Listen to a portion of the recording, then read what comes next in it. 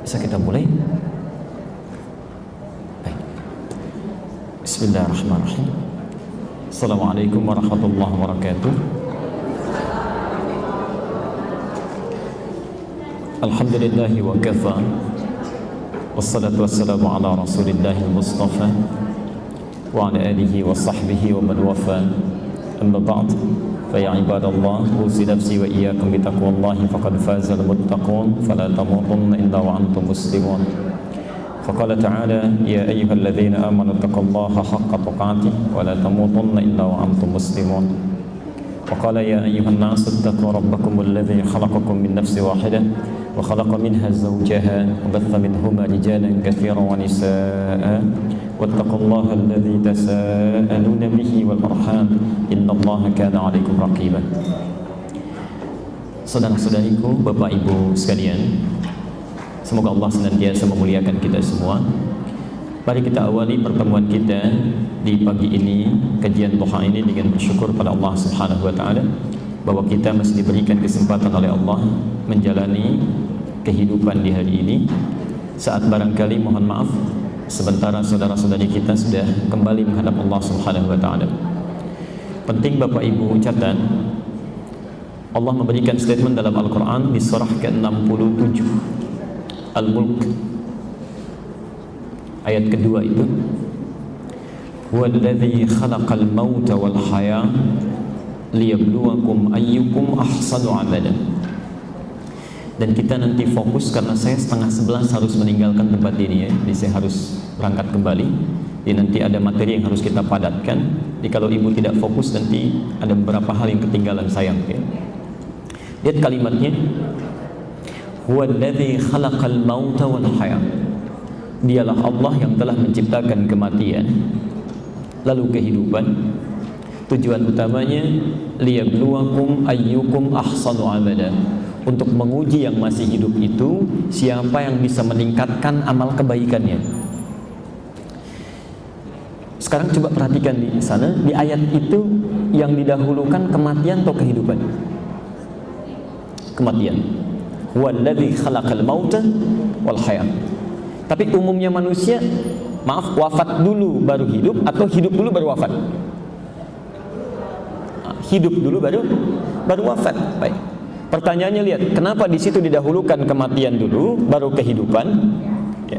Dan ujungnya ditutup justru menguji yang masih hidup untuk meningkatkan amal baiknya. Ini bisa dibaca nanti dalam ilmu balaghah, ya, ilmu sastra bahasa Arab. Kehidupan kenapa diakhirkan di ayat ini? Seakan-akan ingin memberikan kesan bahwa hampir tidak ada manusia yang umumnya ingin meninggal cepat-cepat ya. Selalu ingin di akhir ya. Ingin lebih lama ya. Bukti gampangnya mudah saja ya. Siapa di antara kita yang ingin meninggal 5 menit lagi? Oh, tidak ada ya. Hampir semua mengatakan nanti. Karena itu kehidupan diakhirkan ya. Tapi ketika maut itu didahulukan, seakan-akan ingin memberi pesan kepada kita, harap-harap ingin hidup dalam keadaan yang masih panjang, tapi maut bisa datang lebih cepat dari apa yang kita duga. Kita mesti sadar bahwa barangkali sementara orang yang sudah kembali menghadap Allah, menurut Allah prasangka baik kita bakal sudah cukup. Amal baiknya sudah banyak, dosanya sudah banyak diistighfari. Jadi barangkali menurut Allah dosanya ringan, amal baiknya cukup, pulang, selesai. Nah, kita yang masih hidup diberi kesempatan mulai dari hari ini, justru barangkali termasuk bagian ujung ayatnya, liyabluwakum ayyukum ahsanu amala, untuk bisa belajar dari itu, menyempurnakan amalan-amalan yang kurang di masa lalu dan memperbanyak amal-amal kebaikan dari kesempatan yang diberikan ini. Maafkan saya kalau harus mengatakan, bila ada orang sudah diberi kesempatan tidak juga digunakan, maka berlipat kerugian pada dirinya. Coba ibu cek itu ya. Ada anak 3 tahun sudah hafal Quran walaupun sarafnya terganggu. Fajar namanya. Lahirnya prematur, sarafnya terganggu, yang kalau ditanya jawabnya baru beberapa detik kemudian. Tapi kalau ditanya Quran itu seketika bisa menjawab. Musa usia 5 tahun, beranjak ke 6 tahunnya matanya buta, bisa hafal Quran ya. Ada orang diberikan 30 tahun, 50 tahun, 60 tahun untuk pegang mushaf pun kadang-kadang sulit ya. Nah, saat Allah memberikan kesempatan lagi, maksimalkan ya.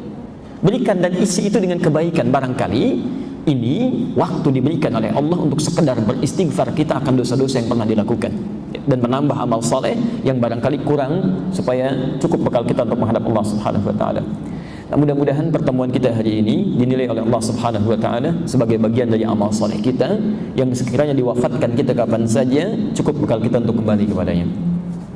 Baik ibu dan bapak sekalian, hari ini kita akan lanjutkan kembali kajian kita dalam topik tazkiyatun nafas, ya, tazkiyatun nafas, ilmu untuk menjaga diri, ilmu untuk menjaga diri dan membersihkan hati dari penyakit-penyakit jiwa yang mengotori.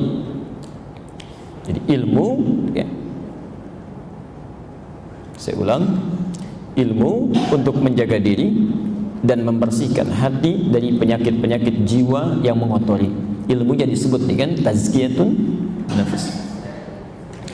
Di 2 atau 3 edisi yang lalu kita telah bahas pendahuluan atau muqaddimah dari ilmu ini, ya.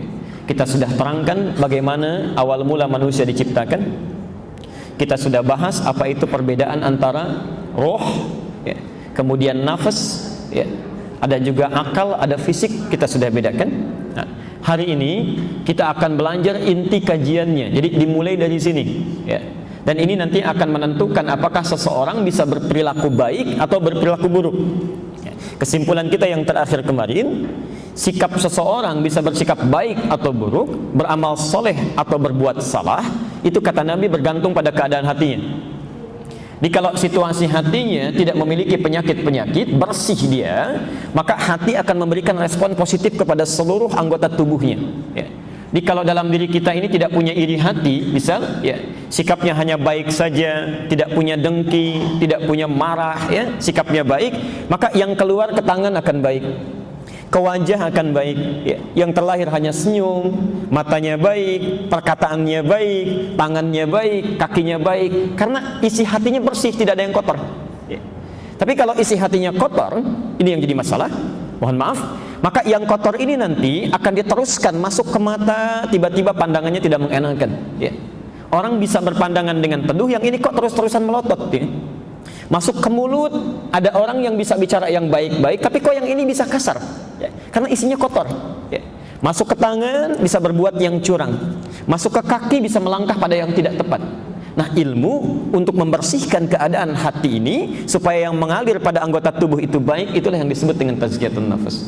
Nah, sekarang kita akan belajar pada bagian inti ilmu yang pertama, ya. Ini yang paling penting, saya terangkan dulu. Nanti ada 2 bagian dalam ilmu tazkiyatun nafas yang penting dibahas, ya. Saya berikan pesan yang penting karena bagian pertamanya nanti itu jarang diungkap, Bu, Pak. Jadi kalau Bapak Ibu belajar ilmu tazkiyatun nafas, ini agak jarang membahas yang pertama, biasanya langsung pada yang kedua, ya. Biasanya dibahas dalam ilmu tazkiyatun nafas apa penyakit-penyakit hati itu, ya, bagaimana membersihkannya, ya. Padahal nanti kita akan lihat dalam Al-Quran dan Sunnah Rasulullah SAW, ya, ilmu ini akan dibagi pada 2 tahapan. Baik, mari kita lihat pelan-pelan.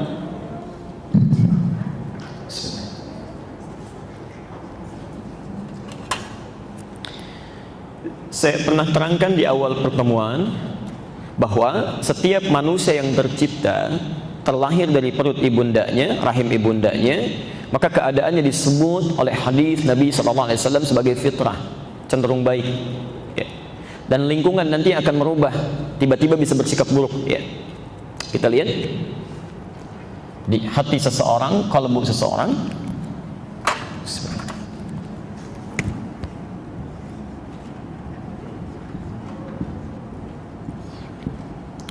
Asalnya cenderung bersih, ya. Dari bersih ini berpotensi menjadi pribadi yang baik. Pelan-pelan. Ini sudah besar. Baik. Lihat sini. Karena itu Bapak Ibu tidak akan pernah temukan anak baru lahir sudah berperilaku buruk, itu tidak ada, ya. Saya belum pernah dengar sampai dengan pagi ini ada anak baru dilahirkan ibunya sudah mencela misalnya, itu nggak ada.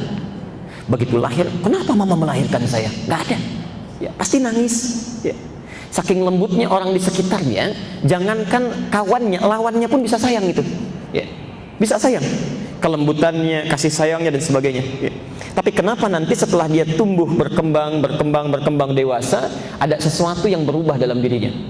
Lisan bicara bisa berubah, kaki melangkah bisa salah, pandangan bisa keliru. Nah, Nabi mengisyaratkan, kita sudah bahas di pertemuan lalu, ada penyakit-penyakit yang masuk ke hatinya. Ini penyakit yang masuk ke hatinya. Fa'abawahu, kata Nabi, ya, maka lingkungan sekitarnya. Ini ada yang spesifik menerjemahkan orang tua, itu kurang tepat, ya.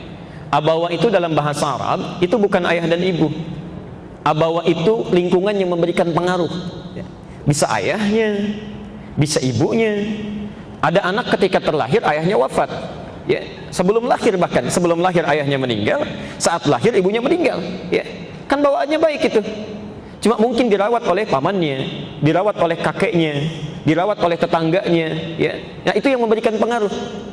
Ada yang dirawat oleh keluarganya baik, cuma disekolahkan di tempat yang tidak baik, bergaul di lingkungan yang tidak baik, itu yang memberikan pengaruh.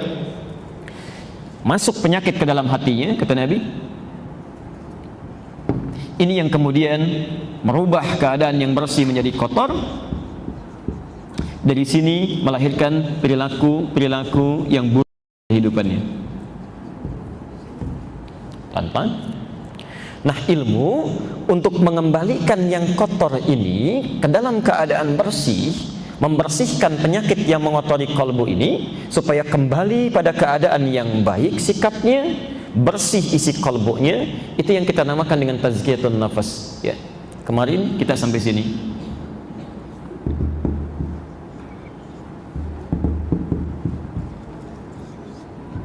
Baik. Pelan-pelan. Sekarang mari fokus di sini, kita mulai inti bahasan kita. Pelan-pelan. Umumnya kajian tazkiyatun nafas itu langsung membahas bagaimana caranya membersihkan kalbu dari penyakit-penyakit yang mengotorinya, ya. Tapi sebetulnya ada kajian yang cukup dalam yang justru memulai dengan bagaimana cara mencegah penyakit itu masuk ke dalam kalbu. Mari kita lihat, asalnya saat seseorang itu terlahir, bersih atau kotor hatinya? Bersih, ya. Kenapa bisa kotor? Karena ada penyakit yang masuk ke dalam kalbunya, gitu kan? Baik. Sekarang persoalannya, kalau penyakit itu bisa kita cegah untuk tidak masuk, kenapa harus kita bersihkan? Seperti penyakit fisik, ya. Ya, ada seorang terkena penyakit fisik, kalau dia bisa cegah dirinya tidak terkena penyakit dengan melindungi diri, kenapa harus disembuhkan? Ya. Jadi kalau bisa mencegah, kenapa harus mengobati? Ya. Karena itu, bagian pertama dari ilmu tazkiyatun nafas itu sebetulnya bukan membersihkan kotoran yang ada di kalbu, tapi satu, mencegah penyakit-penyakit hati masuk ke dalam kalbu. Aspek pencegahan. Satu, pelan-pelan. Nah, nanti pada bahasan yang kedua, kalau ternyata selama hidup ini ada struktur tubuh kita yang lemah untuk mencegah penyakit itu masuk, ya, seperti penyakit fisik mudah datang, menginfeksi, ya, mudah menjangkiti karena imunnya lemah, maka nanti ada orang yang hatinya pun lemah, ya, perisainya lemah, sehingga mudah terjangkiti penyakit-penyakit hati. Nah, kalau sudah masuk ke dalam jiwanya, ke dalam kalbunya, bagaimana kemudian cara membersihkannya? Itu bagian yang kedua nanti, ya. Cara mengobati atau membersihkan penyakit hati. Jadi pertama aspek pencegahan, kedua aspek pengobatan atau pembersihan. Kita mulai bagian yang pertama. Dicatat dulu dalilnya, silahkan. Kita berusaha sedapat mungkin untuk bisa membahas sesuai dengan tuntunan Al-Quran dan Sunnah Rasulullah SAW. Jadi nanti kita akan bahas, kalau ada teori-teori modern terkini yang paling bagus, maka bila ada di Quran, Quran yang terbaik, ya. Bila ada contoh-contoh yang cukup baik, kalau Nabi sudah mencontohkan, maka contoh Nabi yang paling bagus, ya. Nanti kita akan buktikan. Satu, Quran surah ke-24 ayat 30 untuk laki-laki, para pria. Ayat 31 untuk perempuan. Pelan-pelan. Sudah? Dua, Quran surah ke-6 Al-An'am ayat 25. Saya coba tulis ya. Coba tulis. Ke sini saja. 1 Quran surah ke-24 An-Nur ayat 30 sampai ayat 31. Kita ambil contoh beberapa ayat saja. 2 Quran surah ke-6 Al-An'am ayat 25. Itu bisa disimpulkan di Quran surah kedua ayat ke-7. Ini bahayanya.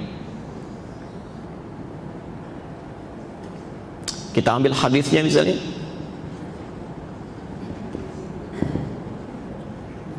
Saya tuliskan ke sini. Nanti kita bacakan ulang. Hadis Muslim nomor hadis 1015 1015. Hadis Muslim masih nomor hadis yang kelima. Saya urutkan sesuai dengan urutan topiknya ya.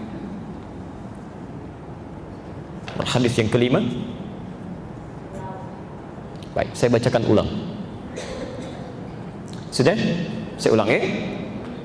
Quran surah 24 An-Nur ayat 30 sampai 31.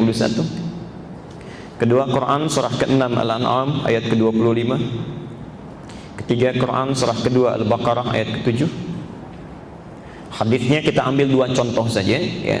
Hadis riwayat Muslim nomor hadis 1015 dan hadis masih riwayat Muslim nomor hadis yang kelima. Baik. Kalau ibu punya kitabnya, bapak punya kitabnya, di jilid yang pertama terbitan Darul Hadis itu halaman 107 ya. Di situ bisa ditemukan nomor hadis yang kelima dari Abu Hurairah. Sudah? Baik. Kita mulai bahasan kita. Bismillahirrahmanirrahim. Bapak Ibu sekalian, seperti pernah diulas di pertemuan lalu, bahwa saat Allah menciptakan manusia itu, selain memberikan inti kehidupan pada jiwanya, tempat roh bersemayam dalam dirinya, ternyata roh ini punya koneksi ya. Jiwa ini punya koneksi yang menyambungkan dia, hati-hati ini agak dalam kajiannya ya, yang menyambungkan dia dengan seluruh elemen tubuh ya. Jadi pelan-pelan tangan bisa bergerak ya, mata bisa melihat, kaki bisa berjalan, itu kalau roh memberikan komando ya, memberikan perintah ya. Nanti yang menjadi jembatan disebut dengan akal. Saya telah terangkan di pertemuan lalu ya. Jadi setiap tangan ingin bergerak, roh memberikan perintahnya, masuk lewat akal, akal kemudian meneruskan kembali ya. Saya sudah sampaikan di pertemuan lalu tentang penemuan ini, dan kami sudah bahas ya. Dulu kita bahas dengan Dr. Manufris Kasim, dan ini terbukti secara ilmiah ya. Ketika manusia di MRI dilihat, ternyata betul seluruh tindakan-tindakannya itu benar kata Nabi, asalnya dari kolbu ya. Jadi ketika kolbunya ini baik, maka rohnya, kolbunya akan memerintahkan kepada akalnya ya. Akalnya meneruskan, misal kepada tangan, tangan berikan ya. Mulut senyum ya. Wajah tetap dengan baik, kaki melangkah ya. Sebaliknya ketika isi hatinya kotor, maka diteruskan kepada akal, akal kemudian meneruskan kepada tangan ya. Tangan bisa mencuri, kaki bisa menendang, mulut bisa bergibah, macam-macam. Nah, tapi yang paling menarik ini, dan ini pun dibuktikan melalui penemuan yang sangat ilmiah. Bagaimana roh bisa memberikan respon itu? Ternyata di situ ada respon bolak-balik, tergantung dari aspek luar. Saya ulang, tergantung dari aspek luar, yaitu anggota tubuh ini yang menerima informasi-informasi yang disampaikan ke dalam kolbunya. Saya ulang ya. Jadi ketika kita misalnya melihat, kemudian mendengar atau menerima informasi tertentu, itu yang diteruskan kepada kolbu. Kalau yang diterima baik, maka kolbu akan merespon dengan baik. Diberikanlah respon lewat akal ya, untuk diberikan respon terbaiknya. Tapi kalau yang diterima itu yang buruk-buruk, misal mata melihat yang jelek ya, maka informasi yang jelek ini akan diteruskan kepada kolbunya. Dari sini diproses di akalnya, ini yang meneruskan respon-respon buruk pada anggota tubuhnya. Nah, jelas sampai sini? Ini agak dalam sedikit ya. Baik. Dari sini kita sederhanakan sebentar, kita sederhanakan. Ternyata sumber seseorang itu bisa mendapatkan penyakit-penyakit di kolbunya. Penyakit itu masuk lewat sumber-sumber di anggota tubuh kita yang menerima informasi. Mata, apa fungsinya?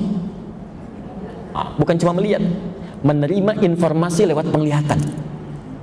Karena bukankah ibu saat melihat sesuatu merespon sesuatu? Bukankah bapak saat melihat sesuatu baru muncul respon? Ya. Coba cek deh ya. Cek. Bukankah saat Anda melihat saya baru terfikirkan untuk memberikan respon? Ya.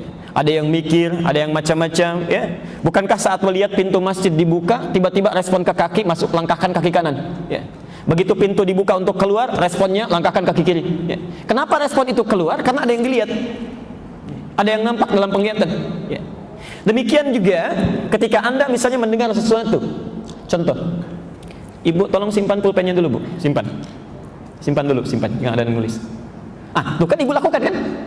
Saya katakan simpan karena ibu dengar, maka muncul respon. Ya. Kalau saya tidak katakan itu, ibu tidak akan simpan. Ya. Di apa yang sering kita dengar dalam kehidupan, dengar baik, muncul kebaikan. Dengar jelek, muncul yang jelek. Ya. Di setiap yang didengar, setiap yang dilihat, setiap yang dirasakan, justru itulah yang akan sampai ke dalam kalbu. Bila baik akan memberikan yang baik-baik, yang jadi masalah di sini kita akan memulai. Bila yang dibawa itu adalah informasi yang buruk, baik yang ditatap, didengar atau yang dirasakan, justru itu yang membawa penyakit. Maka turunlah kemudian ayat-ayat Quran. Kita mulai bahasanya di sini. Aspek pencegahan pertama, jika seseorang tidak ingin terjangkiti penyakit kolbu dan tidak harus dibersihkan, maka dia harus menjaga sumber-sumber informasinya agar tidak membawa yang buruk yang dibawa ke dalam kolbunya. Jelas di sini? Yuk kita mulai dari kepala dulu, ya, sampai nanti ke ujung kaki. Pelan-pelan. Ibu tidak akan temukan ini, termasuk bapak, di kitab manapun, ya, kitab yang dianggap agama di muka bumi ini, atau kitab-kitab buku-buku yang jadi pegangan, kecuali cuma di Quran. Ya. Kita akan temukan informasi yang sangat hebat, menyampaikan dari ujung kepala sampai ujung kaki. Bagaimana caranya menjaga keseluruhan ini, agar seluruh informasi yang masuk ke dalam diri kita itu baik, dan direspon nanti lewat perilaku yang baik. Kita ambil contoh, satu mata. Tadi apa fungsinya mata? Lihat. Baik. Ternyata kata Quran tidak sampai situ. Ya, tidak sampai situ. Yuk kita lihat Quran surah 24 ayat 30 sampai ayat 31. Pelan-pelan. Qul lil mu'minina yaghuddu min absarihim. Ada ayatnya? Baik. Ini untuk laki-laki ya, untuk laki-laki para ikhwan. Kata Allah dalam Al-Quran, Muhammad qul lil mu'minina, katakan pada orang-orang yang masih merasa punya iman. Baik. Sebentar, kita berhenti dulu di bagian pertama ini. Saya berikan rumus tafsir sebentar, Bu ya, Pak ya. Kalau kita temukan di dalam Al-Quran ayat-ayat dibuka dengan kalimat iman, apapun bentuknya. Misal, ada yang menggunakan yu'minun, ya. Al-Baqarah ayat ketiga, kalimat iman pertama, alladzina yu'minuna bil ghaib. Ada yang menggunakan amanu, ya ayyuhalladzina amanu kutiba alaikumus siyam. Ada yang menggunakan al-mu'minun seperti ayat ini, ya. Mu'minun, qad aflahal mu'minun, mu'minin, kullil mu'minin, ya. Kalau ibu bapak temukan di Quran, saya agak pelankan sebentar, ayat-ayat yang dibuka dengan kalimat iman, yakinkan, hati-hati, isinya, informasinya itu akan menjadi indikator ukuran tingkat keimanan seseorang. Kalau isinya perintah diawali dengan kata iman, maka perintah itu akan menjadi ukuran keimanan seseorang, ya. Semakin cepat merespon perintahnya, itu menandakan semakin kuat imannya. Tapi kalau semakin bermalas-malasan bahkan ditinggalkan perintahnya, itu tandanya imannya bermasalah. Saya beri contoh, kalimat iman pertama di Quran itu disandingkan dengan kalimat sholat. Coba lihat Al-Baqarah ayat 3, kita hafal, alladzina yu'minuna bil ghaib wa yuqimunas shalah. Kalimat iman disandingkan dengan kalimat sholat, ya. Ini artinya orang-orang yang cepat merespon perintah sholat, ya, mudah menunaikan sholat, itu tandanya imannya bagus, baik, ya. Tapi kalau ada orang yang malas-malas, bahkan ditinggalkan dalam kehidupannya, dia mengaku muslim tapi tidak mau sholat, maka ada yang salah dalam imannya. Ada yang salah. Ya. Subuh jam berapa sekarang? Oh, bagaimana? Masya Allah. Jadwal belanja tahu, jadwal sinetron tahu, jadwal sholat tidak tahu. Jadi, subuh jam berapa? 4:36. Baik. Lihat sini. Panggilan sholat disandingkan dengan iman. Ya, termasuk Anda yang Jumatan juga. Jumatan dibuka dengan kalimat iman. Ya ayyuhalladzina amanu idza nudiya lis-sholati min yaumil jum'ah. Ya. Adzan subuh 4:36. Saya sering berikan contoh ini, ya, disandingkan dengan kalimat iman. Ada orang yang sebelum adzan bahkan dia sudah siap-siap. Jam 4 dia bangun. Ada yang jam 3. Dia tahajud dulu, dia istighfar dulu. Nah, ini tandanya orang-orang yang cepat merespon perintah itu imannya sangat bagus. Imannya baik. Ya. Tapi yang jadi masalah, misal dipanggil jam 4:36, ada yang malas-malasan, ya, ada yang terabaikan, bahkan mungkin ada yang baru bangun jam 6:34, ya. Dan ini pun belum sadar sholat, maka ada sesuatu yang salah dalam kehidupannya. Dia bola bisa bangun, sholat bisa tertinggal, ya. Ini imannya bermasalah. Sekarang yang menarik, rumusnya di Quran, rumus ini sekarang diterapkan dalam praktek tazkiyatun nafas. Kata Quran, "Qul," katakan, "lil mu'minin," Muhammad katakan bagi para pria yang masih merasa punya iman. Jadi iman kita dipertaruhkan, Pak. Ya, iman kita di sini diukur. "Yaghuddu min absarihim," tolong jaga pandangannya, batasi.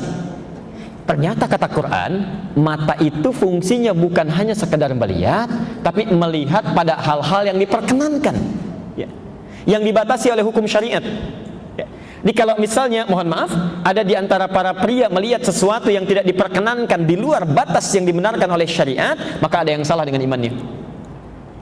Tapi jika ada di antara kita, para ikhwan, para laki-laki yang melihat yang diperkenankan oleh syariat saja, yang lainnya kemudian dipalingkan, ya ghuddu itu palingkan. Ya. Pada yang benar dilihat, pada yang tidak benar kemudian dipalingkan, maka itu pertanda ada kebaikan dalam imannya.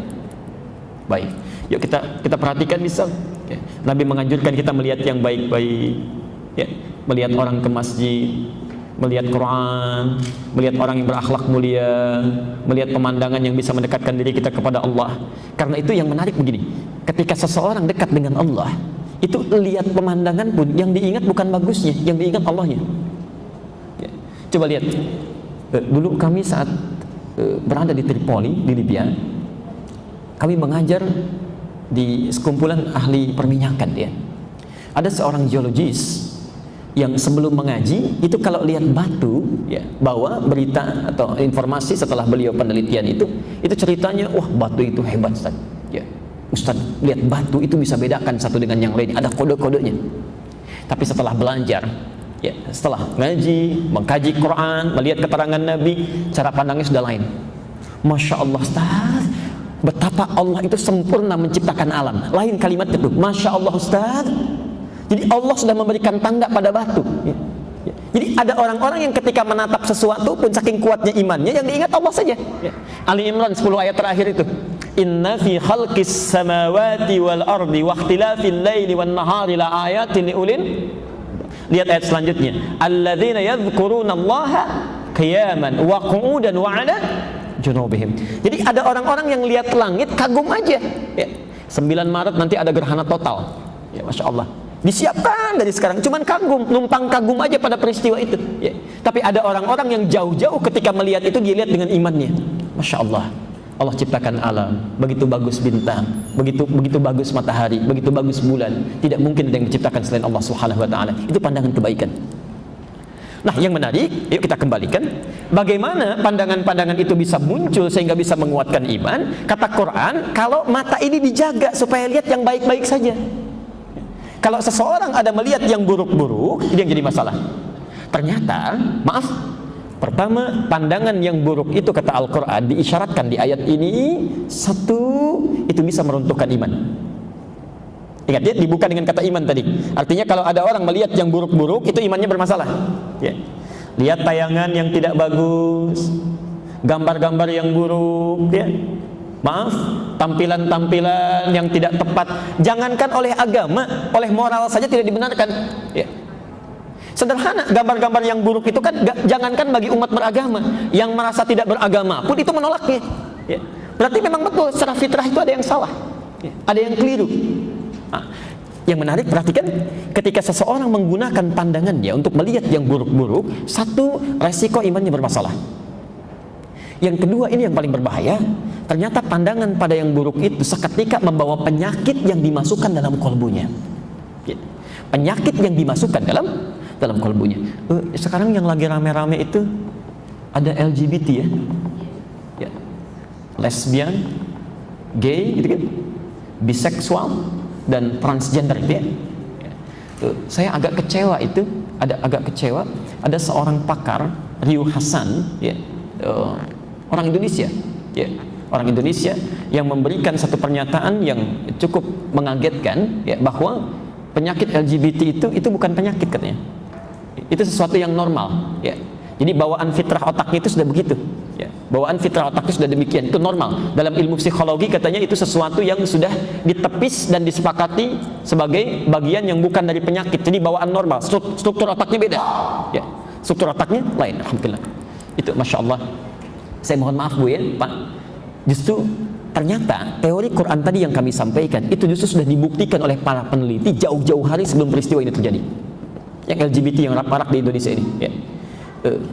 Saya beri contoh begini. Kalau saya keliru mohon luruskan ya, yang tahu informasinya.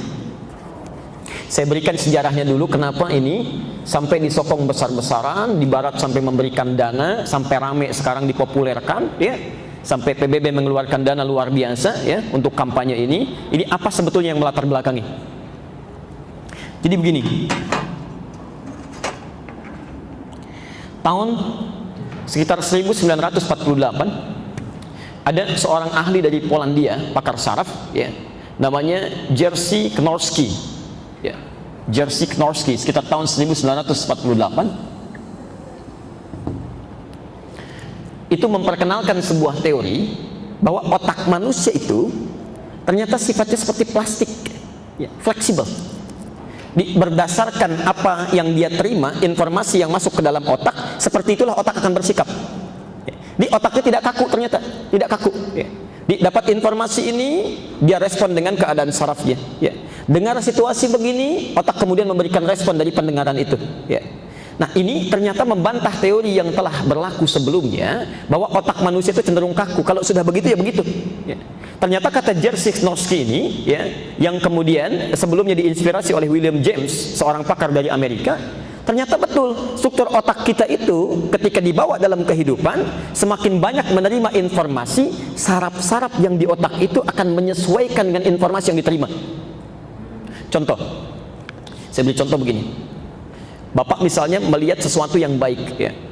Saat melihat yang baik itu, maka ribuan saraf yang ada pada diri kita, pada otak itu akan merespon, baik itu yang sifatnya perasaannya, ya, baik itu yang sifatnya larut dalam apa yang dilihatnya. Semakin sering itu dilihat, maka respon kita itu akan disalurkan oleh ribuan saraf ini, baik ke tangan, ke kaki, ke pandangan, ke imajinasi. Maka itu yang akan mempengaruhi seluruh tubuhnya akan berperilaku dalam kebaikan. Sama kan dengan yang tadi ya? Kalau banyak lihat yang baik-baik, maka disambungkan ke dalam kolbu, hasilnya semua perilaku baik, gitu kan? Ya. Sebaliknya, kalau seseorang selalu melihat yang jelek-jelek, gambar yang tidak bagus, mendengar kalimat yang tidak baik, ya, melakukan sesuatu yang tidak baik, maka syarat-syaratnya seketika akan menyesuaikan dengan apa yang dia dengar, dia lihat itu. Kalau terus-terusan itu dilakukan, maka itu akan membentuk perilaku dalam kehidupannya. Nah, ini yang penting Anda tahu, kita tahu semuanya, bahwa ternyata perilaku-perilaku penyimpangan yang LGBT itu asalnya bukan normal Bu, Pak. Ya, penting kita tahu semua. Asal mulanya itu ternyata ini dari ketidakmampuan seorang manusia mengontrol fungsi-fungsi informasinya. Di orang yang selalu lihat gambar-gambar yang buruk, ya, Dari situ sering lihat, bergaul dengan orang yang salah, ya, mendengar informasi yang keliru, sehingga dari situ muncul imajinasi, terjadilah penyimpangan itu. Itu dibuktikan. Dan penyimpangan pertama adalah penyimpangan yang menularkan virus HIV itu. Ya, itu ternyata, maaf, ada sesuatu yang sangat salah menyebar sekarang di dunia ini, informasi yang keliru. HIV pertama kali terjadi itu ternyata, mohon maaf, muncul dari 2 orang laki-laki yang melakukan hubungan seksual, gay. Jadi mereka berhubungan lewat rektum, lewat anus, mohon maaf, ya, yang tempat keluarnya kotoran itu, ya. Nah, yang jadi masalah, spermanya berada di pusat kotoran itu dan melahirkan penyakit. Itulah penyakit HIV yang muncul pertama kali di muka bumi, ya. Menyebar itu, menular, ya. Dan mohon maaf, melukai benih-benih yang bersih, suci, sehingga ketika lahir dalam keadaan penuh dengan penyakit. Tahun 1950 di Amerika itu terjadi demonstrasi besar-besaran menuntut kesamaan hak, ya, kemerdekaan berekspresi warga kulit hitam supaya diperlakukan sama dengan kulit putih, ya. Saat sedang marak-maraknya ini, tekanan politik meningkat, ditunggangilah itu oleh orang-orang yang punya kelainan seksual, khususnya di tahun sekitar 1960-an sampai 1970. Karena tekanannya begitu kuat, begitu luar biasa, akhirnya dicarilah kemudian satu alasan yang bisa melegalkan bagaimana komunitas ini bisa diterima.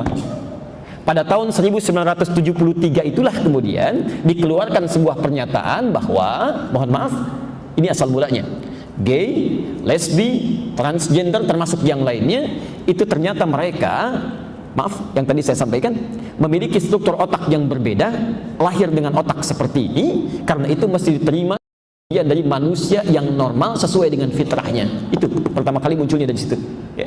Dari situlah kemudian muncul komunitas, ya, disebarkan, minta untuk diterima dan sebagainya. Apa alasannya? Karena ternyata ketika mereka menetapkan itu, dilihat ada satu orang yang meninggal dunia dari kalangan gay, otaknya itu beda, Bu, dengan otak manusia normal, kecil, ya, cenderung mengerucut. Kata orang-orang ini, karena struktur otaknya beda, ya karena seperti itulah dia punya kelainan, ya. Tapi ternyata ketika ditelusuri kembali, otak yang kecil itulah otak orang yang pertama kali melakukan penyimpangan sampai terkena virus HIV. Dari HIV ini yang menyerang struktur otaknya, ya. Ini bukan karena terlahir otaknya kecil, bukan, tapi karena kena virus, kena penyakit HIV tadi, ya, terserang otaknya menjadi mengerucut, jadi kecil, ya. Asalnya dari situ. Ini sekarang yang mau saya sampaikan, kampanye-kampanye yang mengatakan bahwa LGBT itu legal, tidak punya kelainan, ya, sesuatu yang normal, itu sesuatu yang sangat keliru fatal, ya. Suatu penyimpangan yang sangat luar biasa. Tapi kaitan dengan fokus bahasan kita, penyimpangan itu muncul justru karena mereka dalam aktivitas kesehariannya mengundang penyakit dari pandangannya, ya, dari pendengarannya.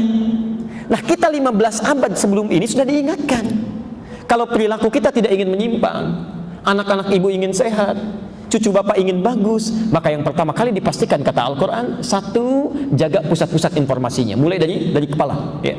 Qul lil mu'minina yaghuddu min absarihim, katakan bagi pria-pria yang beriman, tolong jaga pandangannya. Yang baik lihat, yang buruk jangan dilihat. Kebanyakan orang yang melihat adegan-adegan yang mesum, itu yang melahirkan kemudian tindakan-tindakan yang tidak diharapkan. Orang-orang yang seringkali nonton tayangan-tayangan yang buruk, gambar-gambar yang dilarang, ya, itu yang kemudian melahirkan perilaku-perilaku penyimpangan yang tidak diharapkan, ya. Jelas sampai sini bagian pertama, ya. Jadi maaf, kesimpulan yang pertama, kata Quran, kalau kita tidak ingin dihinggapi oleh penyakit-penyakit di dalam hati yang nanti akan melahirkan perilaku yang menyimpang, maka tolong jaga itu sumber-sumber informasinya. Satu mata, ya, jelas, ya. Baik. Dan uniknya ini berlaku sama untuk perempuan juga. Ayat 31-nya kan untuk ibu itu, ya. Wa kullil mu'minati, ya. Dan katakan bagi perempuan-perempuan yang merasa punya iman, sama itu, ya. Mereka pun harus jaga pandangan mereka, jangan sampai melihat sesuatu yang jelek, informasi yang buruk bisa masuk, ya, memengaruhi keadaan dirinya.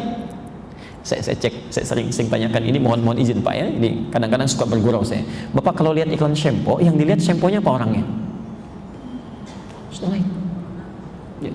Ibu juga demikian kan, ya, kalau lihat acara-acara iklan TV. Nah, ini baru orang tua, maka bagaimana dengan anak-anak yang seringkali ditampilkan tayangan-tayangan yang tidak tepat, ya.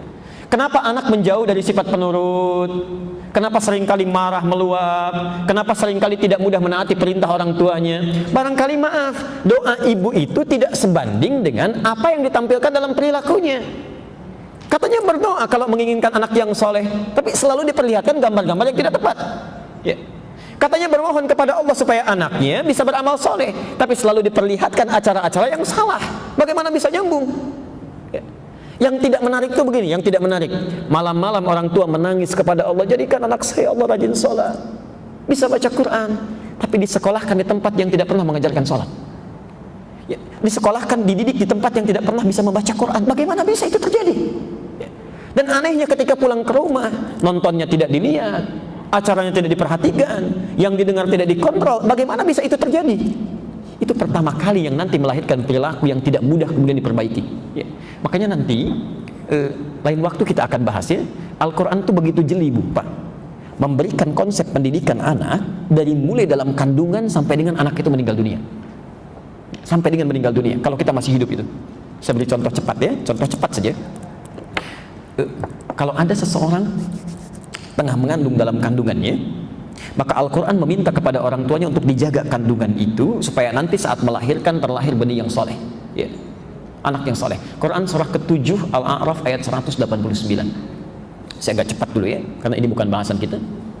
Quran surah 7 ayat 189. Ketika lahir anaknya, lahir ya, ayat 189. Ketika lahir anaknya, ya, itu tidak dibiarkan oleh Quran, ya. Karena kadang-kadang dalam kandungan dijaga, tapi ketika lahir tidak terlihat, ya, tidak terperhatikan. Maka diteruskan ayatnya dari mulai usia 0 sampai dengan 2 tahun, bagaimana supaya dia sehat, imunnya kuat, ya, kebutuhannya tercukupi. Pindah ke Quran surah 2 Al-Baqarah ayat 233. Ya. Ketika mulai berkembang lagi, ya, mulai bisa mencerna, mulai bisa bermain, bisa melihat, apa yang pertama kali mesti dia lihat? Apa yang pertama kali mesti dia dengar? Ya. Bagaimana caranya supaya dekat dengan orang tuanya agar saat dia berkembang, tumbuh lebih tinggi lagi, mudah untuk diperintah oleh orang tuanya, ya. Mudah untuk sholatnya, bagus bergaulnya. Pindah ke Quran surah 31 Luqman ayat 13 sampai ayat 19-nya. Ada semua. Ya. Cucu ibu mulai sekolah misalnya. Bagaimana caranya supaya bisa menangkap pelajaran dengan cepat? Ya. Bagus, disiapkan dengan baik. Pindah Quran surah 9 ayat 122. Bagaimana supaya dijaga ilmunya Allah yang memberikan langsung, ya, imannya bisa kuat, kemudian prestasinya bisa meningkat di sekolahnya. Quran surah ke-58 ayat ke-11 ada. Ya. Saat mulai sekolahnya tinggi, kenal dengan kawannya, mulai kenal dengan berbeda jenis, ya, laki-laki kenal perempuan, begitu sebaliknya. Bagaimana supaya tidak menyimpang pergaulannya, terjebak dalam pergaulan bebas, diatur juga. Ya. Quran surah ke-49 ayat 13. Kalau semakin serius mau melamar, Quran surah 4 ayat ke-4 ada. Ya. Sampai berlanjut ke pernikahan supaya bagus, penuh berkah, baik, Quran surah ke-30 ayat 21 ada. Ya. Sampai kalau sudah terjadi pernikahannya dijaga juga oleh Allah. Ya. Kalau laki-laki ingin jadi suami yang baik, Quran surah 4 ayat 19.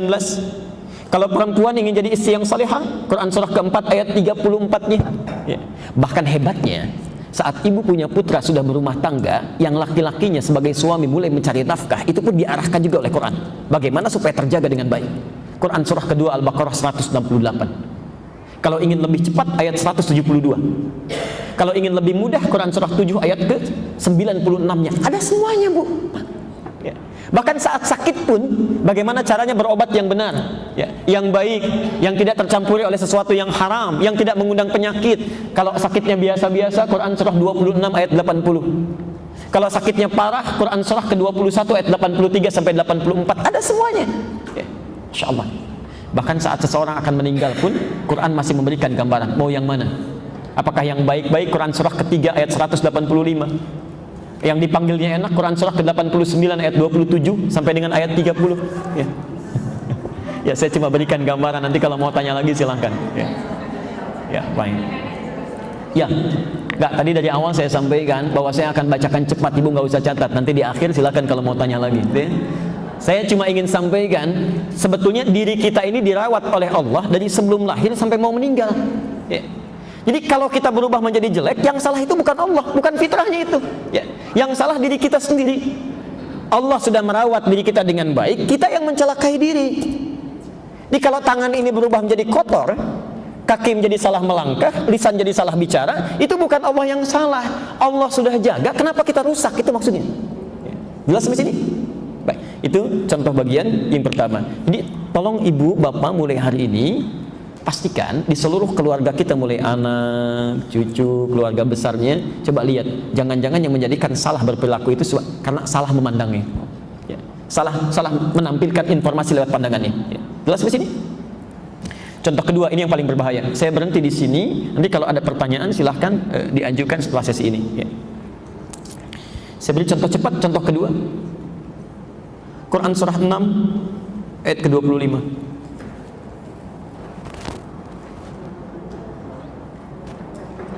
Quran surah 6 ayat ke-25.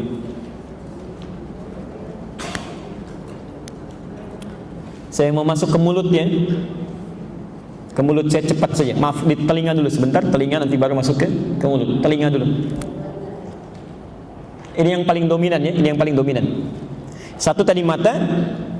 Jadi kalau ada seseorang yang punya penyakit di kolbunya, iri hati, dengki, macam-macam, sumber pertama mata, ya. Bukankah iri hati nampak pertama kali lewat mata? Tetangga beli mobil lebih bagus dibanding kita, mulai punya perasaan, kan? Salah lihat. Ya. Bahkan ada orang yang saking parahnya, tetangga cuma ganti cat rumah aja, usilnya luar biasa itu. Ya. Begitu melihat kok jadi salah gitu. Itu sesuatu yang sangat fatal itu. Sesuatu yang sangat fatal. Teruskan dulu. Sekarang telinga. Seperti halnya mata, Allah pun meminta kepada kita untuk menjaga telinga kita. Karena ada orang-orang yang telinganya tersumbat terkena penyakit. Jadi nanti fatalnya, begitu tersumbat oleh sesuatu yang buruk, dia nggak bisa dengar apa-apa. Dengar yang baik maksudnya. Ya. Pelan-pelan. Wa fi adhanihim waqra. Kata Al-Quran, ada orang yang telinganya kena sumbatan, Bu. Pak. Ya. Ada orang yang telinganya kena sumbatan. Jadi maksudnya begini. Kalau mendengar, fungsi pendengarannya ada. Ya. Maaf, kalau mendengar, fungsi pendengarannya ada. Dengar saja. Tapi anehnya, cuma dengar yang kotor-kotor, yang baik gak bisa. Ya. Saya gambarkan situasinya ya. Ada orang saking sayangnya Allah kepada orang ini, dibangunkan masjidnya di samping rumahnya. Anda bayangkan, ini rumahnya, ini masjid dibangunkan oleh Allah. Yang dia tidak perlu pasang alarm lagi. Waktu sholat bisa terdengar, ya. Bisa nampak lewat matanya orang ke masjid. Orang lain yang jauh bisa datang kedengaran, ini yang dekat gak bisa dengar. Ada yang begitu, ya. Padahal Allah sudah saking sayangnya dibangunkan di samping rumahnya, tapi dia gak bisa dengar. Ya. Allahu Akbar, biasa saja. Ya. As-salatu khairu minan naum, dia terbalik itu. An-naumu khairu minas salah. Ya. Tidur lebih baik daripada sholat. Itu masuk saja ke dalam dirinya, ya. Gak bisa dengar. Tapi begitu dengar konser di Senayan, itu bisa cepat sampai. Ya. Pakai biaya pun dikejar-kejar, bisa itu. Bisa, ya. Dengar satu maksiat cepat masuknya, aktif terlibat di dalamnya. Apa yang salah? Perhatikan, ketika seseorang seringkali mendengar yang baik-baik, responnya akan baik. Tapi ketika seseorang mendengar yang buruk-buruk, ini yang kemudian masuk ke dalam dirinya, ke dalam kolbunya, ini yang akhirnya dikembalikan lagi ke telinga, menutup menjadi waqra, jadi sumbatan kata Quran. Jadi kalau orang seringkali mendengar yang jelek-jelek, maka nanti fungsi kebaikannya tertutup. Ya. Dia hanya akan terbiasa mendengar yang jelek saja. Ya. Tolong catat pernyataan saya ini. Baik dengan buruk itu tidak akan pernah bersama. Halal, haram tidak akan pernah menyatu. Jadi kalau orang terbiasa, mohon maaf, ya, melakukan yang baik-baik, melihat yang baik-baik, mendengar yang baik-baik, maka orang ini tidak akan pernah bisa melihat yang buruk, mendengar yang jelek. Mustahil. Mustahil. Bila seseorang misal, mohon maaf Pak, melihat gambar yang baik-baik, begitu melihat tayangan yang buruk, itu akan berpaling seketika, nggak diminta pun pasti akan dipalingkan. Sebaliknya, bila seseorang seringkali melihat yang jelek-jelek, pada yang baik dia alergi, nggak bisa itu. Ya. Yang jelek aja yang bisa dilihat. Termasuk orang yang seringkali mendengar yang baik-baik, yang jelek nggak bisa, Bu. Ya. Begitu ada acara-acara gosip, pindah seketika, nggak bisa, telinganya itu nggak bisa nyambung. Ya. Tapi kalau orang terbiasa mendengar yang jelek-jelek, yang baik-baik itu nggak bisa. Lihat orang taklim, anti. terlalu soleh orang-orang itu, biasa jalan. Diperdengarkan Quran, marah. Diajak, ngajak berdebat, itu muncul. Kenapa? Karena tidak terbiasa yang baik-baik. Maksud saya begini, saya ingin menyampaikan, kalau dalam kehidupan kita, baik bapak, ibu, atau di anggota keluarganya, mohon maaf sebesar-besarnya, ada sesuatu yang bertentangan dengan unsur kebaikan. Misal, matanya tidak terbiasa lihat yang baik, telinganya senang dengar-dengar acara yang tidak bagus, ya, lisannya sering berkata yang buruk-buruk. Mohon maaf, berarti ada yang haram yang masuk ke dalam dirinya. Bisa masuk lewat mata, bisa masuk lewat telinga, ya. Karena tidak mungkin antara yang haram dengan yang halal itu bersatu, tidak mungkin, ya. Termasuk saya sering katakan, bila suami sudah tidak senang dengan yang halal, ada yang haram yang masuk dalam dirinya. Sudah tidak senang menatap istrinya, sudah tidak senang mendengar kalimat-kalimat istrinya, berarti ada yang sering yang salah yang didengar oleh telinga suami itu, ya. Termasuk istri juga demikian, ya. Istri juga demikian. Kalau sudah tidak nyaman melihat suaminya, pasangan hidupnya, maka ada yang salah yang masuk dalam dirinya itu. Yang paling berbahaya, kita berhenti di sini, bila yang masuk itu masuk ke dalam mulut, itu yang paling bahaya. Saya ulang, ya. Bila yang paling berbahaya itu adalah bila penyakitnya masuk lewat mulut, lewat lisan. Yuk dibuka hadisnya. Hadis riwayat Muslim, nomor hadis 1015. Pelan-pelan. Bisa ditemukan juga nanti kalimat yang berbeda tapi pesan yang sama, ya. Hadis riwayat Muslim nomor hadis yang kelima. Di Qurannya, Quran surah ke-49 ayat ke-6. Tadi belum dituliskan. Quran surah 49 Al-Hujurat ayat yang ke-6. Al-Hujurat ayat yang ke-6.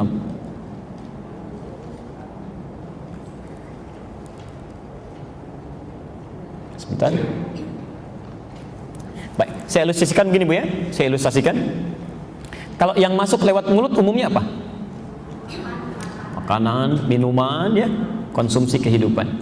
Perhatikan, kalau seseorang seringkali memasukkan yang halal ke dalam mulutnya, maka yang halal itu akan berproses, ya, dibawa oleh darah, dicerna oleh tubuh, lalu diteruskan. Nanti ada yang masuk ke mata, ya, masuk ke telinga, kemudian masuk ke tangannya, masuk ke kakinya, jadi energi dalam kehidupan. Yang baik-baik ini nanti akan jadi motor kebaikan dalam dirinya.